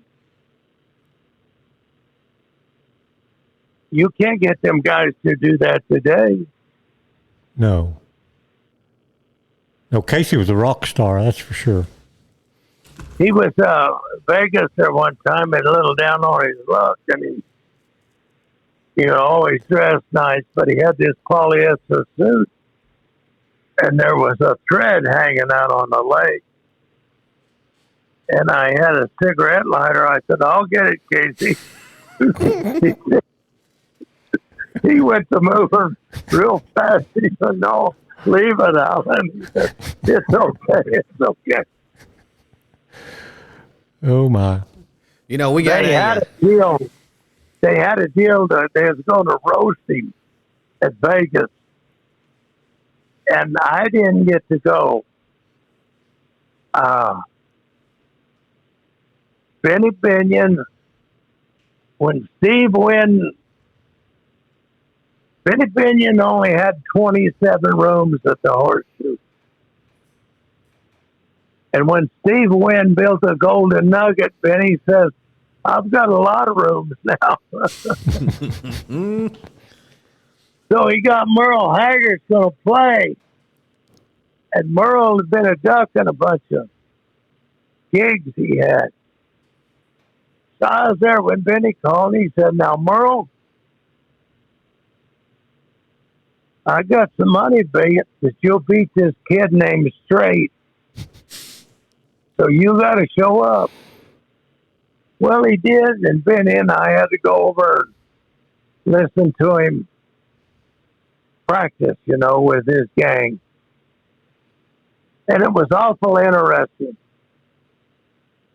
So Benny wanted to get him a hat. I went out to Cowboy Christmas. It was at the Tropicana, and got him a nice cowboy hat. He didn't like it. I said, "Merle, you got to go back with me tomorrow evening," because I knew he wouldn't be moving in the morning. So I walked in there with Merle Haggard. You ought to have seen the look on their face. Well, he cut the brim off and pushed the crown up. So we coming back, and he wanted me to get him something to smoke. I said, Merle, I don't know nothing about that smoking. But I know a guy or two around there probably does. I'll tell him. So then he said, what did he do with the hat? And I said, he cut the brim off, pushed the crown. He said, all them short guys want to look taller, don't they? So Ramblin' Jack Elliott opened for him there at UCLA, there at Burbank, California. I mean, on the other side of Beverly Hills. And he had a ticket for me. This is 20 years later. He's got this kid named Ben. And he just was with that gal when he was in Vegas. Now, this Ben's supposed to be one of the greatest musicians there is. He sings with his other two brothers. But somebody come and got me and says, Merle wants to see you at the bus. I'm the only guy he let on that bus all night long. We sit out there and talk for 2 or 3 hours. And, I enjoyed him. I don't know if I'd like to hang around the musicians all the time. But I enjoyed Merle. He had a lot of talent, you know. Oh, yeah.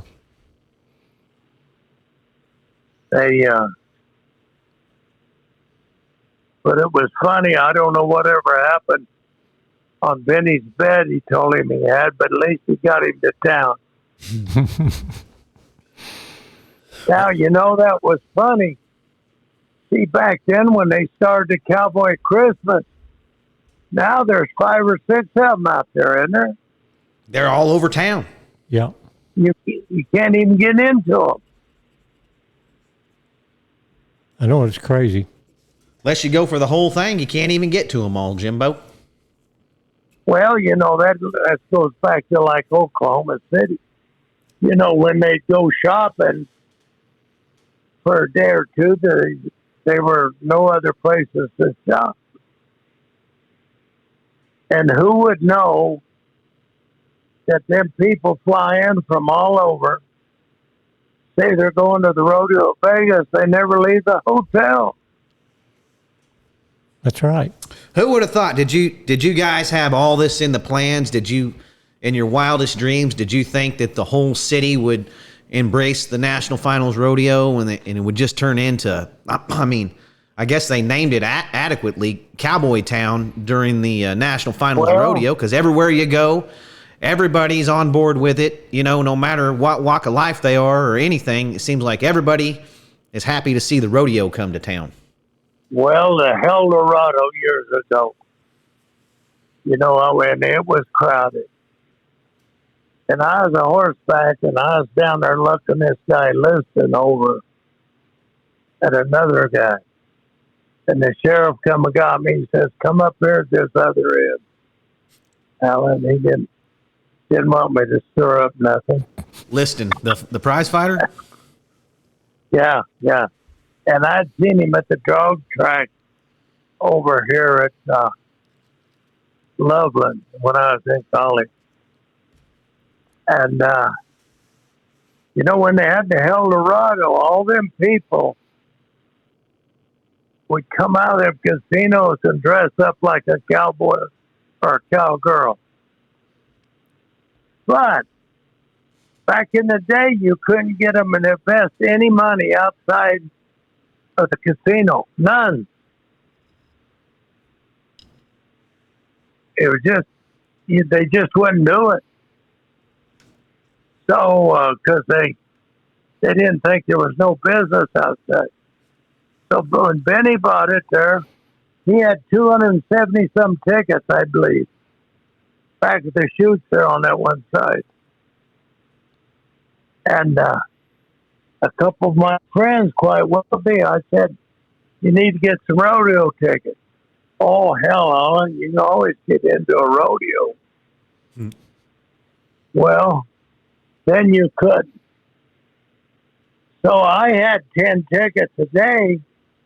I give them away, and I hear very little from the people that I did.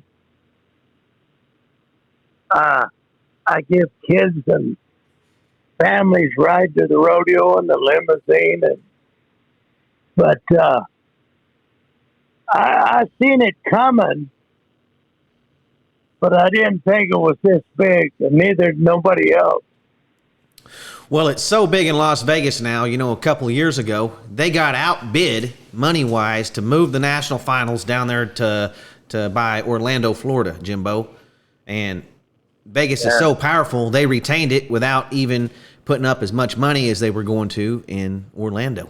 So that says something for them. Well,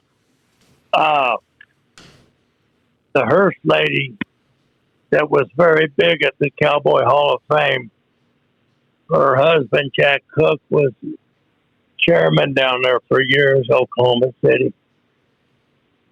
She sent me to a board meeting over there in Denver. And they wasn't going to let me in. Benny Butler was screaming the worst. And there was this Edelman there, a trick rider. Ended up going to the penitentiary on the Balco deal. They appointed him commissioner. So we go in there, and he asked me if I was religious. And I pointed to Pikes Peak. I said, I've been closer to the Lord than you'll ever get. I said, I camped up there one night in this canyon. That lightning arced back and forth all night long. And my hair went this way, this way, this way. I've packed all over these mountains above timberline. And I've seen some things that you'll never see. I don't wear it on my sleeve like some of you do. But anyway, he had this stock contractor from up at Greeley going through the books. And before you knew it, they're both in the penitentiary.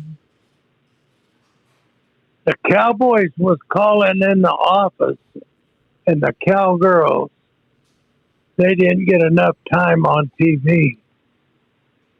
And never worried about where all the money went. And that's when WW had stuck by the PRCA in Vegas for years, money or no money, furnishing panels. And then this kid makes a deal, goes away, and makes a deal with the other company they got now. So, I don't know who's running that deal or who's going to run it. I never was a fan of Sean Davis. They talk about great bronc riders. I've seen Kenny McLean. I've seen Casey. I've seen Alvin Nelson. I see Larry Kane, Winston Bruce, Marty Wood, the Tasher boys. The thing that gets me is they get these commissioners and they don't know where the money went, and nobody cares. They don't seem like it. Well, most of us Cowboys aren't known for our business sense anyway. Well, when Dale Smith and them guys in there, it was all for the Cowboy. And then when guys like Mac Baldridge with Ronald Reagan that worked for Stovall, he seen a chance for them zippers and them Wranglers and all that, the Western deal.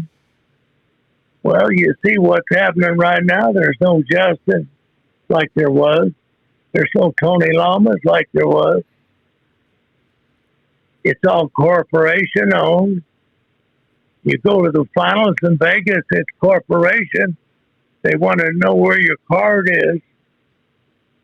Back in the day when the gangsters was still there, you could get a lot done. And a lot more friendlier. Yeah, I don't know if I'd much rather do business with a gangster than most of these corporate guys nowadays. They're pretty much gangsters, I think, anyway. Most of the corporate guys, they're bigger gangsters than the gangsters, Jimbo. Most of the Vegas people will tell you that Vegas was better off when the mob ran it, you know. Just turn on TV and watch Pelosi and Biden. Yep. Oh, yeah. You know, and they just keep going. Jimbo, we should ask him the question. We can ask him the question about 2 or 3 different things on this deal. I think about rodeo in general. What are we going to do? You should ask him. Alan, we do a thing on here called the Mount Rushmore. If you were doing the Mount Rushmore of rodeo, who would you put on it? You got 4 people, 4 faces up there. I'd have no idea nowadays. Benny, Well, I mean, no, just all time. I think we should put Benny Binion on there. Well, And Harry Vold. That's 2 of them. And Casey Tibbs. Casey I Tibbs don't know gotta if go Harry on there. Vold- I don't know if Harry Vold is that great or not. I have some reasons that I'd like not to talk about today, but Harry Knight was a hell of a guy. What about Binion? Yeah. Can we put Binion on there? Well, you know, he done a lot for the Western people. Well, And there you wouldn't know be a what? Las Vegas NFR if it wasn't for him, correct? You know, there's and there's one thing people don't know. They run him out of Dallas, but he still had his banks. And Mo Dalis and them guys needed money. And that's one thing I don't know about Binion. He furnished a lot of money to build a lot of them other hotels. And I think at one time we were sitting down there, he said he held a note on almost every one of them joints at one time or another.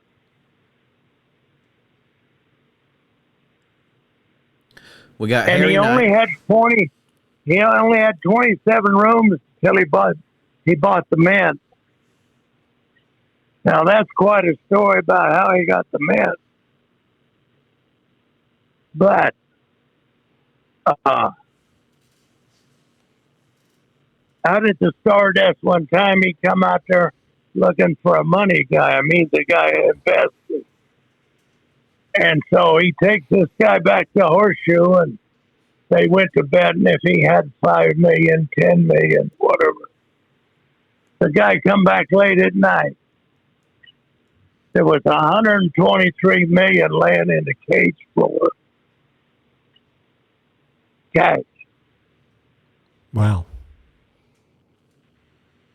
That's a lot of money And back when then. the sheriff's department needed A lot of money right the today. money, when the sheriff's department needed some money, they'd go to Benny.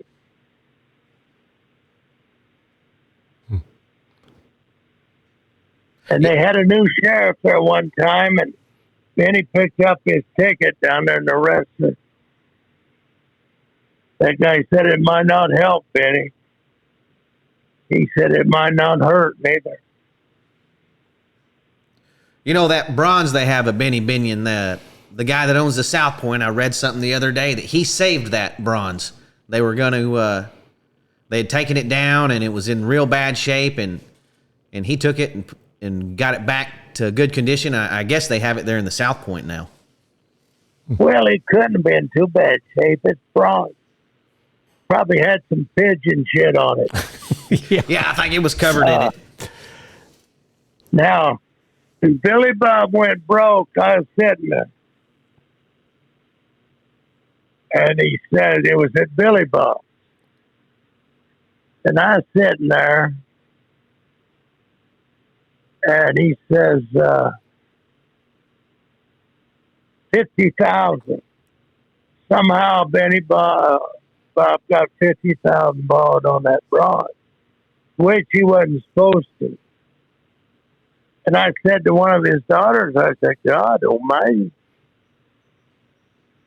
So there was a guy back there in construction, Texas, that wore them gold buttons like Benny.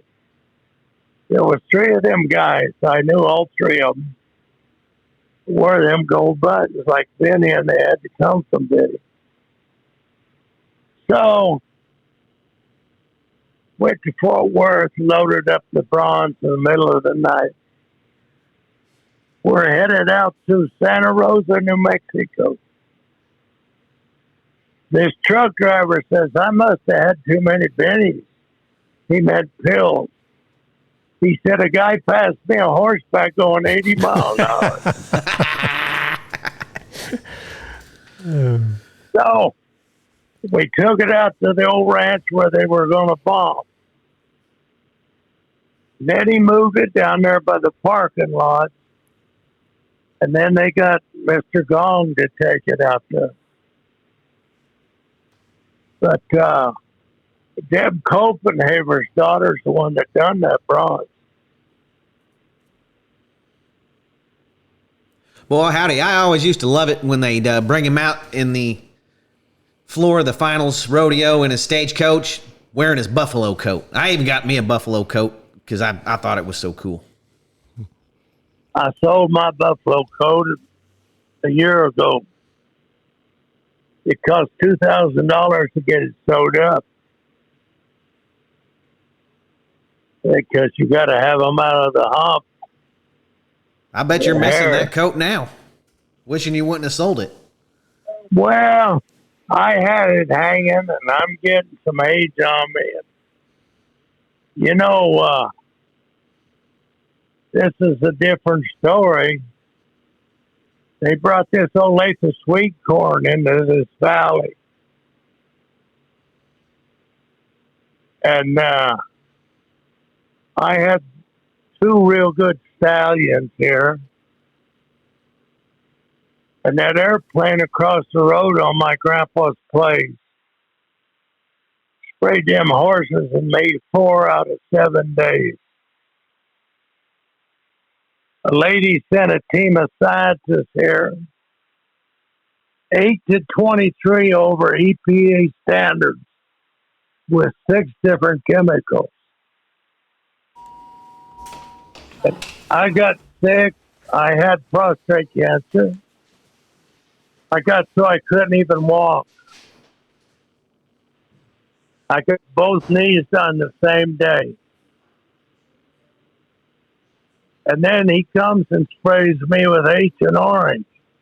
I mean, with glyphosate.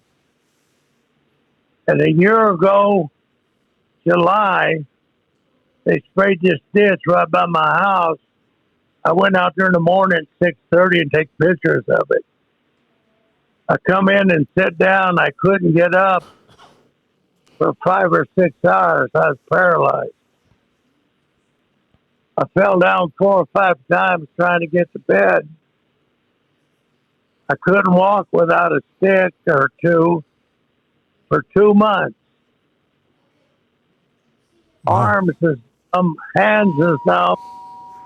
My left hand was like a claw. I couldn't work it. Legs is numb, and the Department of Agriculture finally come out last October that it was 2,4,5-T, which was in Agent Orange.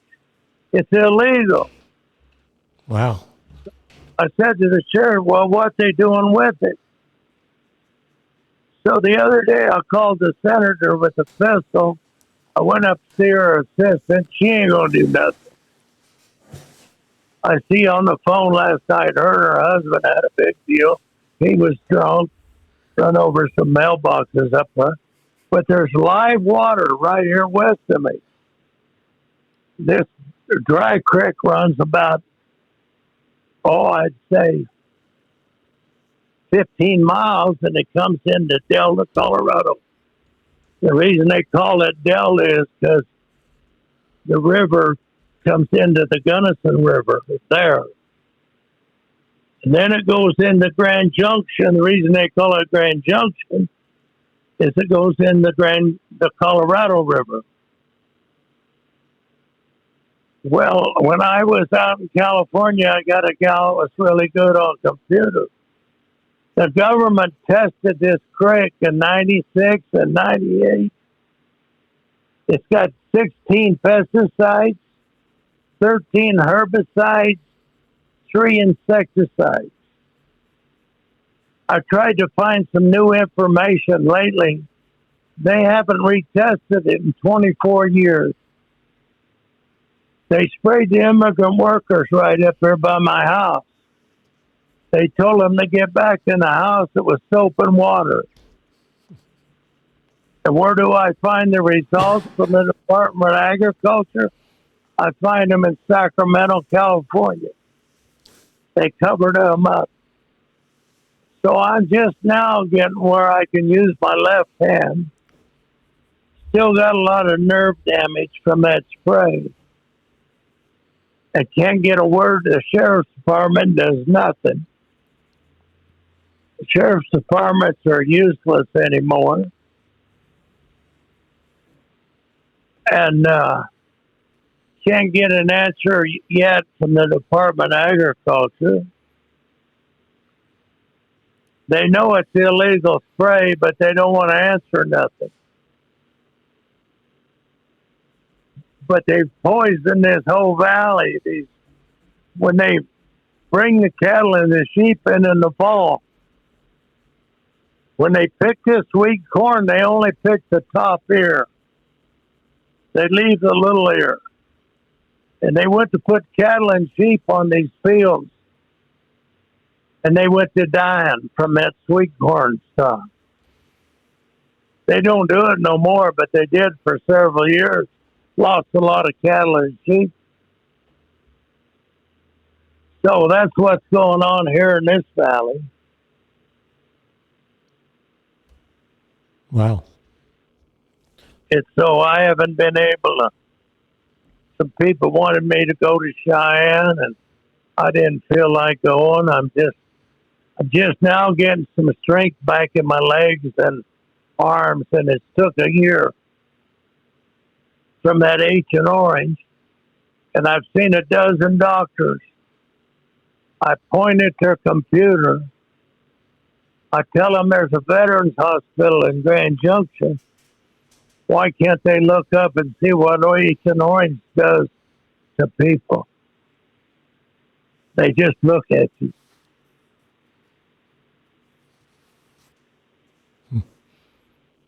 You know, back to Mr. Binion, it's a shame. I talk to some of these cowboys and say, well, who win the roping at Cheyenne? I don't know. Well, who win this? They say, I don't know. Well, did you see anybody? No. Didn't see nobody. Well, it costs $25 to park at Cheyenne. I don't know what the ticket is. But you see there on TV this year, the bleachers used to be full of cowboys' wives and ranchers. There was nobody in the bleachers. They tell me a year or so ago, they quit giving companion passes away for guys' wives and stuff. I don't know that as a fact. Mm-hmm. Well, they don't want those guys camping around there all week like they used to, you know. The trailers and the rigs are too big. They can't handle all the traffic coming in and out, is what they told everybody. Yeah, they'll tell everybody anything. I was there when that jet wrecked and cut them bulls in half. Yeah, I forgot about that. The Thunderbirds was going to show up, and it was raining. Missed it. I was trying to get Jimmy Kahn and some of them guys up in the morning. I was on the balcony of that hotel. I heard these two booms. I thought maybe the Carnival's gas tanks had blown up. Anyway, that jet got to hydroplaning on that wet surface, and they throwed the fire to it. And that nose of that jet tipped down, and where they park all them people's campers, big parking lot, it went plumb through there and never hit a trailer. It went across the racetrack, went under them two bulls, and cut them bulls right in half. And hit the strip and shoots. And I got over there early, and the first boom I heard was the navigator in the back. Well, it shot him out pretty straight. He went over the corrals and hit the hot dog stand. Killed him. He still had his seat on. The other boom, the pilot went over the grandstand. He's hanging on wires in the arena with still his seat on. Well, that was the two rockets that ejected him out of there. So that was quite a deal. Yep. That's pretty. I never heard that story. Yeah, I thought I'd remember. heard all them old Cheyenne stories. Yeah. I guess there's just too many of them. Too many. Hear every one of them, Jimbo. Well, I'll tell you one that I bought that stud horse up at Scheidler. There's not much up there, Right. And I was in the motel and I had my wallet and pistol stolen. And there's some people brought their kids up there every year. It's a one-armed bandits family. And they headed back to Oklahoma, stopped somewhere to have lunch. And they had one of them recessed windshields down in the hood. And it went to rain, and they turned the wipers on. Here come my wallet. They got a hold of Mom, and I wrote them a letter and thanked them. And then I got my pistol back about 10 years later. But they wouldn't tell me where they got it. I just laughed. Might have had two arms back then. Huh? That might have been the days when he had two arms. Yeah, that was. Just a kid. Yeah. Well, we got to Well- get back to this Mount Rushmore rodeo. So far, the only person you got on there is Harry Knight. We done said Casey Tibbs. You didn't say nothing about that. And I said Binion, and you wasn't for sure about putting him on there or not. I'd love to see where they put Benny everywhere, but who's going to fund it? Well, that don't matter. We got to figure out who we're putting on it before we can fund it. Yeah, we're not going to pay. This is just going to be for fun. Yeah, this is just for fun. We're not really building the Mount Rushmore rodeo, but we just wanted to Right. get who your opinion is, who should be on there. Well, they haven't brought up Casey, huh? Well, you haven't. You haven't. Well, Bushbaum was pretty good. He come from up in had a motel there at Mobridge for a while. They, Benny Binion,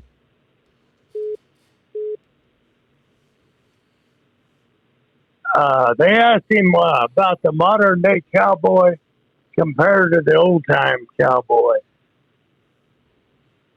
And he says, well, he just likes what kind of people they're raised from. There was no difference to him. But he knew there was a difference, but he wouldn't answer it that way. Just some of them old timers at Miles City would ride 20 broncs a day, at that bucking horse sale. You ever been to the bucking horse sale in Miles City? No, some always come up. But I know a lot about it because those guys talk about it.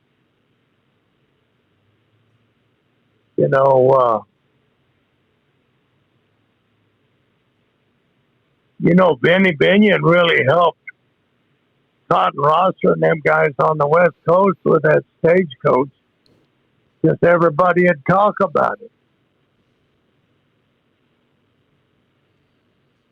Where is that stagecoach at now?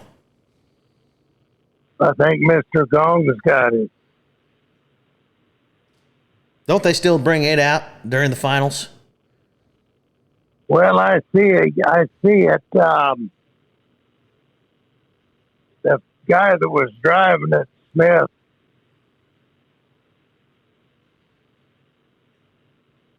left Las Vegas and he had a gig in Denver. And they put a tape over Benny Binion's name, and it was Black Hawk, one of them gambling deals. And it was the Black Horses and Stagecoach.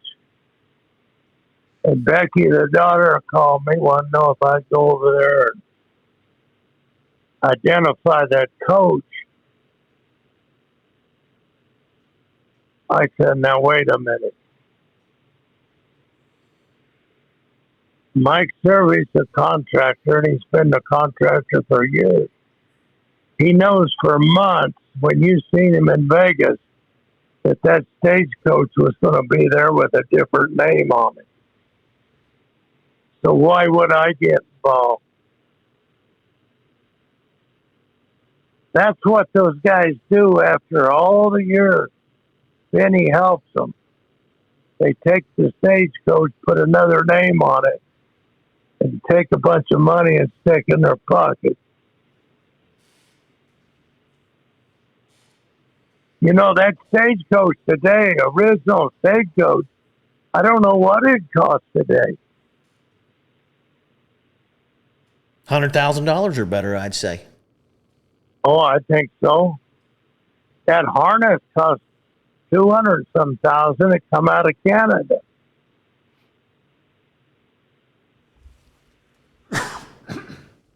So, well, it's sure neat though, Jimbo. They had a disagreement. Them daughters, Brenda just passed away. They just buried her last week. She's grandmother of that Jamie Johnson. Oh, yeah. Yeah. They really changed the game with that Cowboy Channel. What do you think about the Cowboy Channel, Alan? I think it's ruining rodeo. Yes, sir. You see the cattle? I don't know how they furnish them little milk tin calves. The Bulldogging steers will be 150 pounds different. Some run, some don't. Some of the calves run, some don't. You used to not, they were more even. Now they don't care. Nobody's holding them accountable. And them things they tried to trip at Cheyenne was plumb pathetic. And the horses, heads up high, no rate. You don't know what rate is anymore.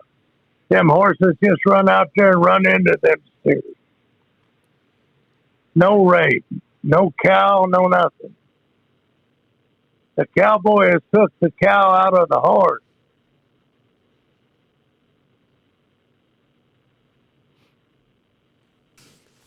Well, we know what Alan thinks of the Cowboy Channel.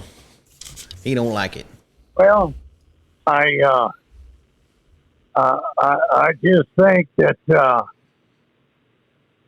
I think when you take the crowds away from like Salinas and Cheyenne, Why would a guy go pay $25 parking ticket plus a ticket to get in there when he stay home and watch it on TV for nothing?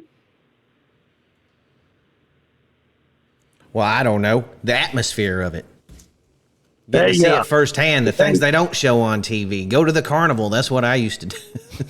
I used to get lost over at the carnival. It's turning into the carnival. But here's what else I think about it. You know, kind of a celebrity deal, like when they went to Fort Worth, they wanted who around and all that. But you know, when you take this money away from towns like Cheyenne with nobody in the grandstand, you're losing the sport. And I heard that last commissioner, the Caterpillar guy, they never did say why they got rid of him, that Cowboys need to be like football players. They need to know who they are.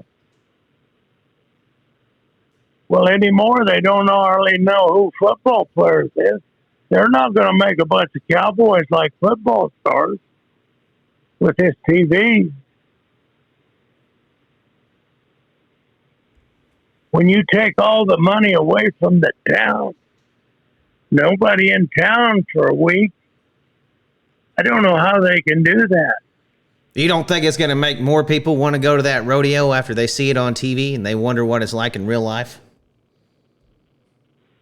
Not anymore, because it don't make a difference to them. I'd much rather go to Disneyland in person than watch it on TV. Someone else have all the fun. Well, I think Mickey Mouse is out too.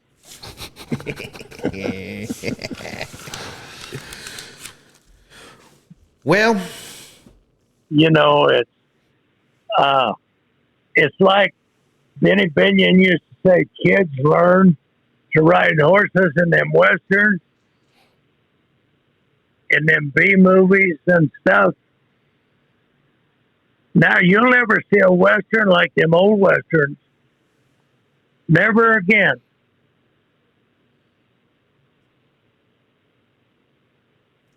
you like team roping, bulldogging, or steer roping better for yourself? Oh, you know, I like to steer rifle. I made more money at one time before I tore my knee up roping calves. But, you know, back in the day, in Wyoming, it'd have all those big steer ropings. And like Post and Angelo, you can't beat steer roping if it was like it was in the 50s, 60s. Because it was your horse had to be good.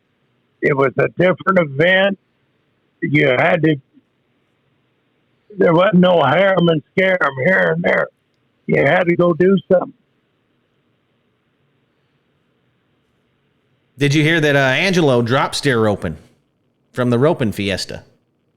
I heard that. They're going back to the... Did you ever go to the Bulldogging there when they were having it there and compete? No. But I tell you one thing. I seen one of the rich guys had a lot of horses. And I was going to say, well, let's see what kind of horse he's got at Cheyenne. Now, this was a 100-year deal. This is 26 years ago when I was there. Let's see what he's got. Well, he rode somebody else's horse. And the first year, he went way past the bucking chutes, tied him down at 20-something. And I'd hear them phony people say, boy, you made a nice, smooth run. A businessman's run. Well, he's rich. He didn't have to win anything. I think you got some of them rich guys don't have to win anything. They like to tell everybody they're a steer roper today. Boy, howdy, that wasn't ever me, Jimbo. I had to win something every time. Right. Me getting home depended on winning a little something while I was there. I had to win something to get out of town. And you got to meet so many of the big ranch people as a steer roper. The lady that sold the 4.6s used to give 4,000 or 5,000 for them into Calcutta. I'm the first guy that took dash for cash to the gates at Ruidosa when he run in the All-American trial.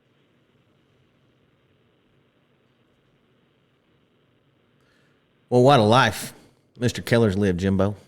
About as interesting as anybody we've ever talked to, Alan. He is. There's so many little segments that we've just breezed by. We could talk for hours about that one thing, I feel like. Oh, I know it. Well, we could talk about when Peckinpah wanted me to go to police in Guatemala back there when Olive North and all of them was there. We could talk about that one day. When you going to come down to Pawhuska and see us, Alan? Well, I want to do that sometimes. The pig stand ain't there no more. No, pig stand's not there anymore, but... Yeah, there's something down there where the pig stand was. There's a trailer serving hamburgers. Yeah, but it's not the same. I know what you liked about it. I mean, I remember how it was back then. Yeah, I'll do that. I'll let you know. But we're just really tickled and proud that you took time out of your day to talk to us today, Alan. And I know there are a lot of people out there that really be glad to hear this podcast and catch up on what you've been doing and everything. And we just really appreciate it. I enjoyed talking to you, and good luck with the museum. Hey, let's get that Mount Rushmore of steer ropers from him, Jimbo. Maybe it'll be easier. Who's the best? Well, who would you put on the Mount Rushmore of steer ropers? Only 4 names, Alan. Well, 4 faces. You got Choate. No brainer. You got Tricky McLaughlin. He's right up there. That's honorable.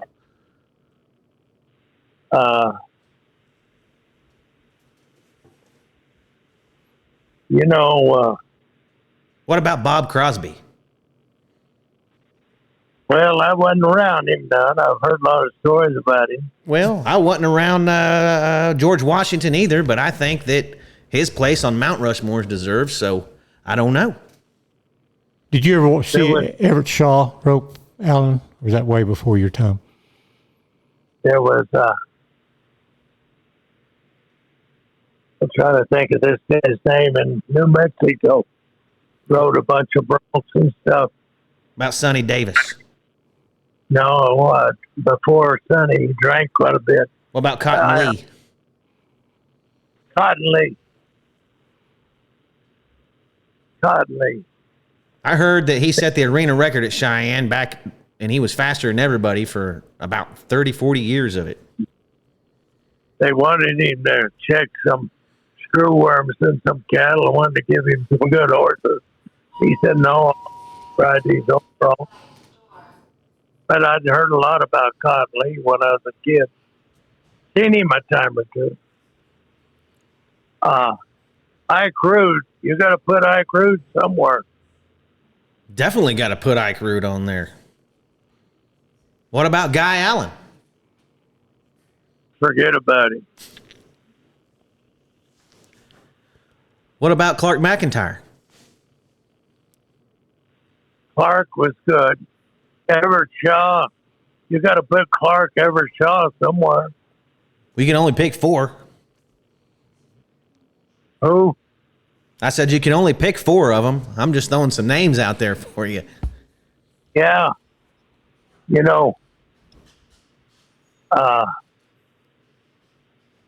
Everett Shaw, I watched him, and then he was always flagging at Cheyenne. He was always a highly respected man. Yeah, he was. Well, it's tough to pick 4 names to go on that Mount Rushmore steer open. Well, there's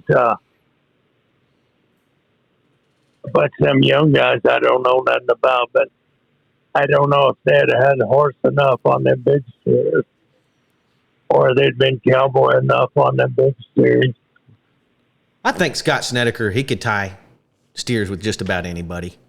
Boy, that guy can rope good. Yeah, he does rope good. It ain't his fault they're roping little steers. No. Well, you know, the horse is the main thing. For sure. For sure. They don't seem to have the body and the depth and the soundness in these horses they used to have. We never injected no hawks. Well, I don't think they don't put the miles on them like they used to. I don't think to let a horse learn how to protect himself. I don't guess that's the only thing I can figure. Well, they put a lot of miles on some of them ranch horses before they went to roping on them. Well, back in the day, it used to take years to make a steer horse. Now they're roping steers the same month they're hauling them the same month they start them. I know. I don't know. They better all have sponsors, much as gas costs. Isn't that the truth? Entry fees, the steer roping entry fees, they've always been pretty expensive, though, haven't they? Oh, my God, when you had to send your money ahead of time to Post and Angelo and 600 here or half of it here and there. Ben You'd Johnson. have 5,000-6,000 laid out before you left the house. Back in the day. Heck, it's still the same way. You still got to send your forfeits off to all the big ropings.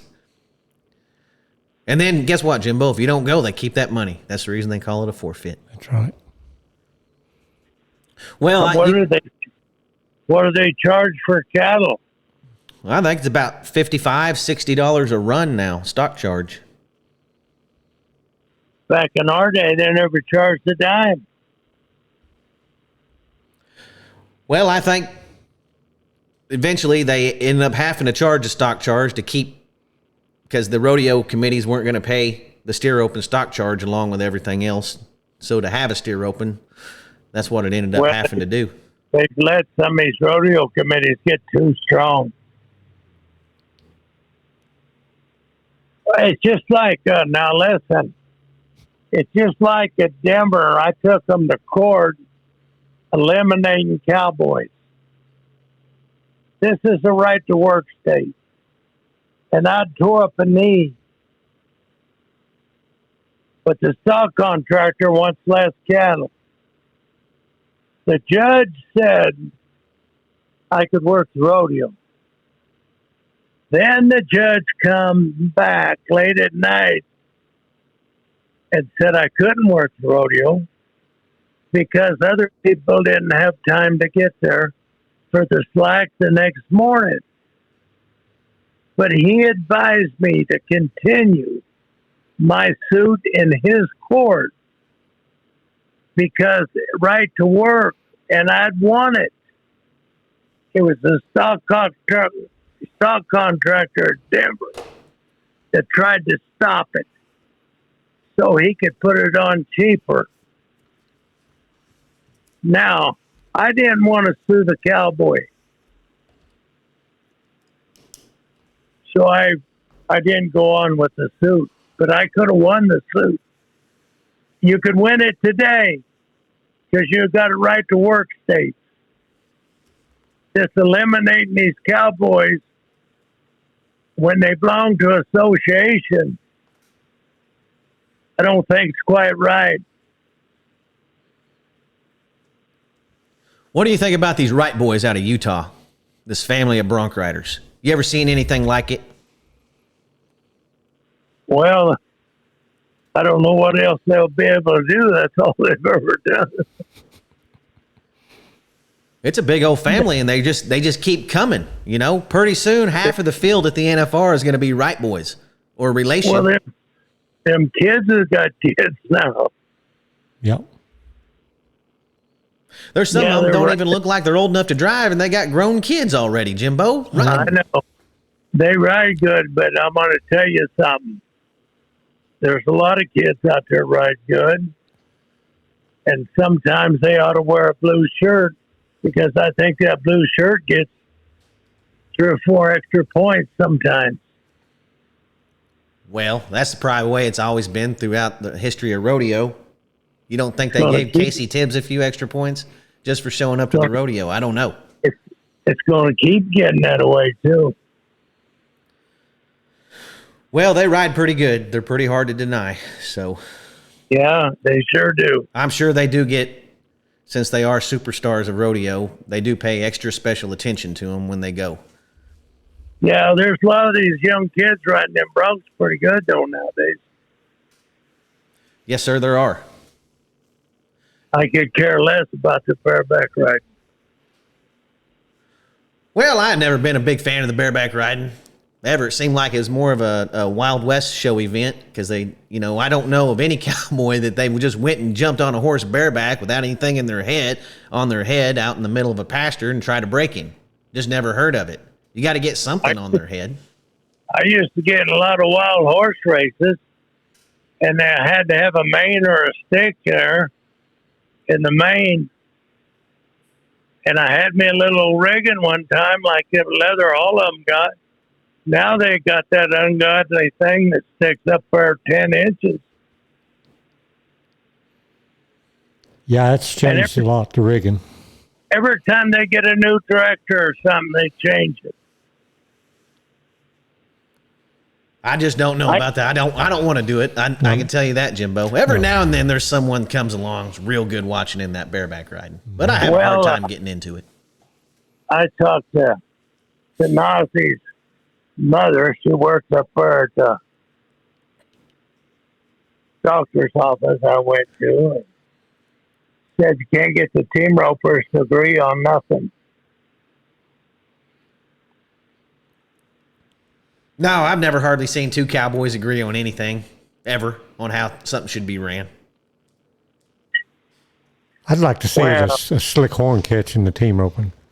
They should go back to only slick horns in the team rope. It'd be a lot easier to judge. And it just clean their sport up a little bit. It's just too sloppy sometimes. They might take a little better aim. Yeah, have to get a throw. I really messed up. They had the steer roping finals at Pecos, Texas, and it rained. And I was in the lead by a minute something. And I've been to California team roping. And I figure eighted this last year, which was legal. And I'd forgot about it. I jerked the rope off, roped him again, and that bottom loop knocked my rope off. And Don McLaughlin was sitting there. He went before me. He said, Alan, that first rope was legal. I said, it's too late now, Don. Could have won the finals, Yeah. Well, one time I forgot to put my picking string in my belt, Jimbo. Still had it around my neck. Didn't you have another one? It wasn't to win the national finals, though. You're supposed to carry 2 picking strings. I know.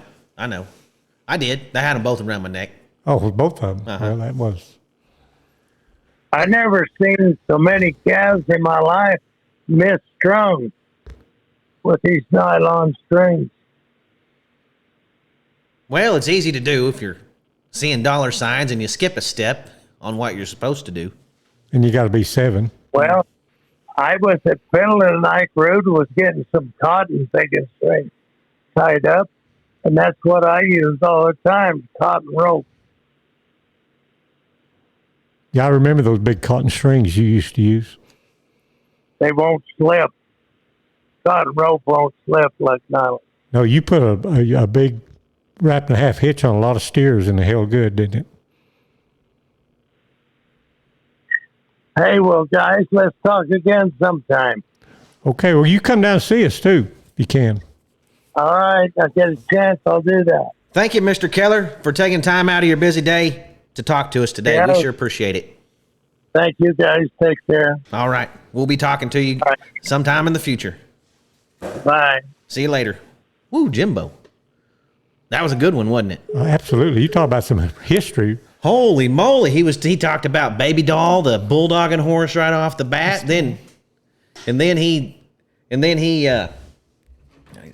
He's already hung up on us. We can say anything we want now. He is kind of like one of them old grouchy men. Back in my day, we did this. Right. Back in my day, but you know what? They were really doing it back in their day, Jimbo. He was doing it. I mean, when you back up in the bulldogging and you have an 850-pound steer, and you have an 850-pound steer in the steer open, I mean, it was different day and time back then. Just totally different. You can't compare the two. But What? what a history. What about he loads up with Casey Tibbs and someone else in a convertible car and blows over that. Drives them to Deadwood. Yeah. Can you even imagine that trip? I can't imagine. That was one of his first trips away from house, and he's with Casey Tibbs. I know it. Headed to Deadwood to the rodeo. Who else was in there? He said... yeah, I forget who it was, but... Major. He was a major. He knew Lefty Rosenthal, and just all that kind of just like that was nothing, and shoot, that was famous. Him and Sam Peckinpah hanging out. Holy moly, there was so many things that we wanted to talk about, but we had to keep moving on down the list. Right. We could have went into depth in a lot of that stuff. Absolutely. And being in on the ground floor of that Vegas NFR and all that, Binion. Hey, he said one morning he wakes up, him and James Caan, Casey Tibbs, they're all laying around the room, and trying to get him up. He said, "I'm trying to get him up." He's going and stretching on the balcony. Man, now, you talk about somebody needs to write a book. Now he needs to write a book. It's going to be a big one. It's going to be a long one. He's going to have to narrow it down to just a few chapters somehow. If he could only tell part of them Binion stories. I know it. He was trying to tell all he could, but I imagine there's a lot in some of them stories. You just better off just keeping to yourself. Right. Even to this day. Yeah, especially that Lefty Rosenthal stuff. Just go ahead and use your imagination on some of it. Yeah. But anyway, that's what we're all about, Jimbo, is talking to guys like that, because they're not making Alan Kellers anymore. Nope. His day and time has came and went. And, there's not a lot of documentation on some of this stuff. Right. Like, I didn't even know that a jet airplane from the Thunderbirds or the Blue Angels crashed at Cheyenne one time. Yeah, I remember when it happened. I wasn't there, but there's so many things that a lot of these guys have firsthand accounts on, and we just got to keep trying to preserve them, Jimbo. Absolutely, yeah. That's like you say, that's what we do best, or what we're trying to do, and now we've got it documented, whether he writes a book or not. We've got a small percentage of it right here on. And you know what? No matter what day and age you're in, you can talk to any old baseball player or football player or wrestler or anything, and it was always tougher in their day, and they think that the guys these days have it a lot easier. But why they do is because of these guys that came before them. Mm-hmm. Revolutionized the sport. They kept revolutioning it, and we have what we have today, There's a lot of Cowboys people know their names these days. Right. But these older guys, they need to learn their names. Well, we'll jog their memory with this podcast, because there's a lot of people who remember Alan Keller. He's got more stories. Yeah. I read something the other day that this guy said they're still talking about Alan Keller around the campfires up here in Colorado, Yeah, my dad, I just said, Dad, we're doing a podcast with Alan Keller today, and he just started laughing. Yeah. So, and it was one of them laughs, just like he knows Alan Keller and knows a bunch of stories on Alan Keller. Right. And, what an interesting man. What an interesting life. For sure. He does need to write a book. I know it. Well, Jimbo, I guess we got to play our outgoing music. Let old Lane take us out. Everybody, until next week, this has been the Cowboys of the Osage podcast. We'll see y'all next week. Ooh, Jimbo, that was good. It was a long one, but a good one. Old stories like long lost friends, rodeos and late night bends, history before our time, round pens and pasture rides, Cowboys of the Osage.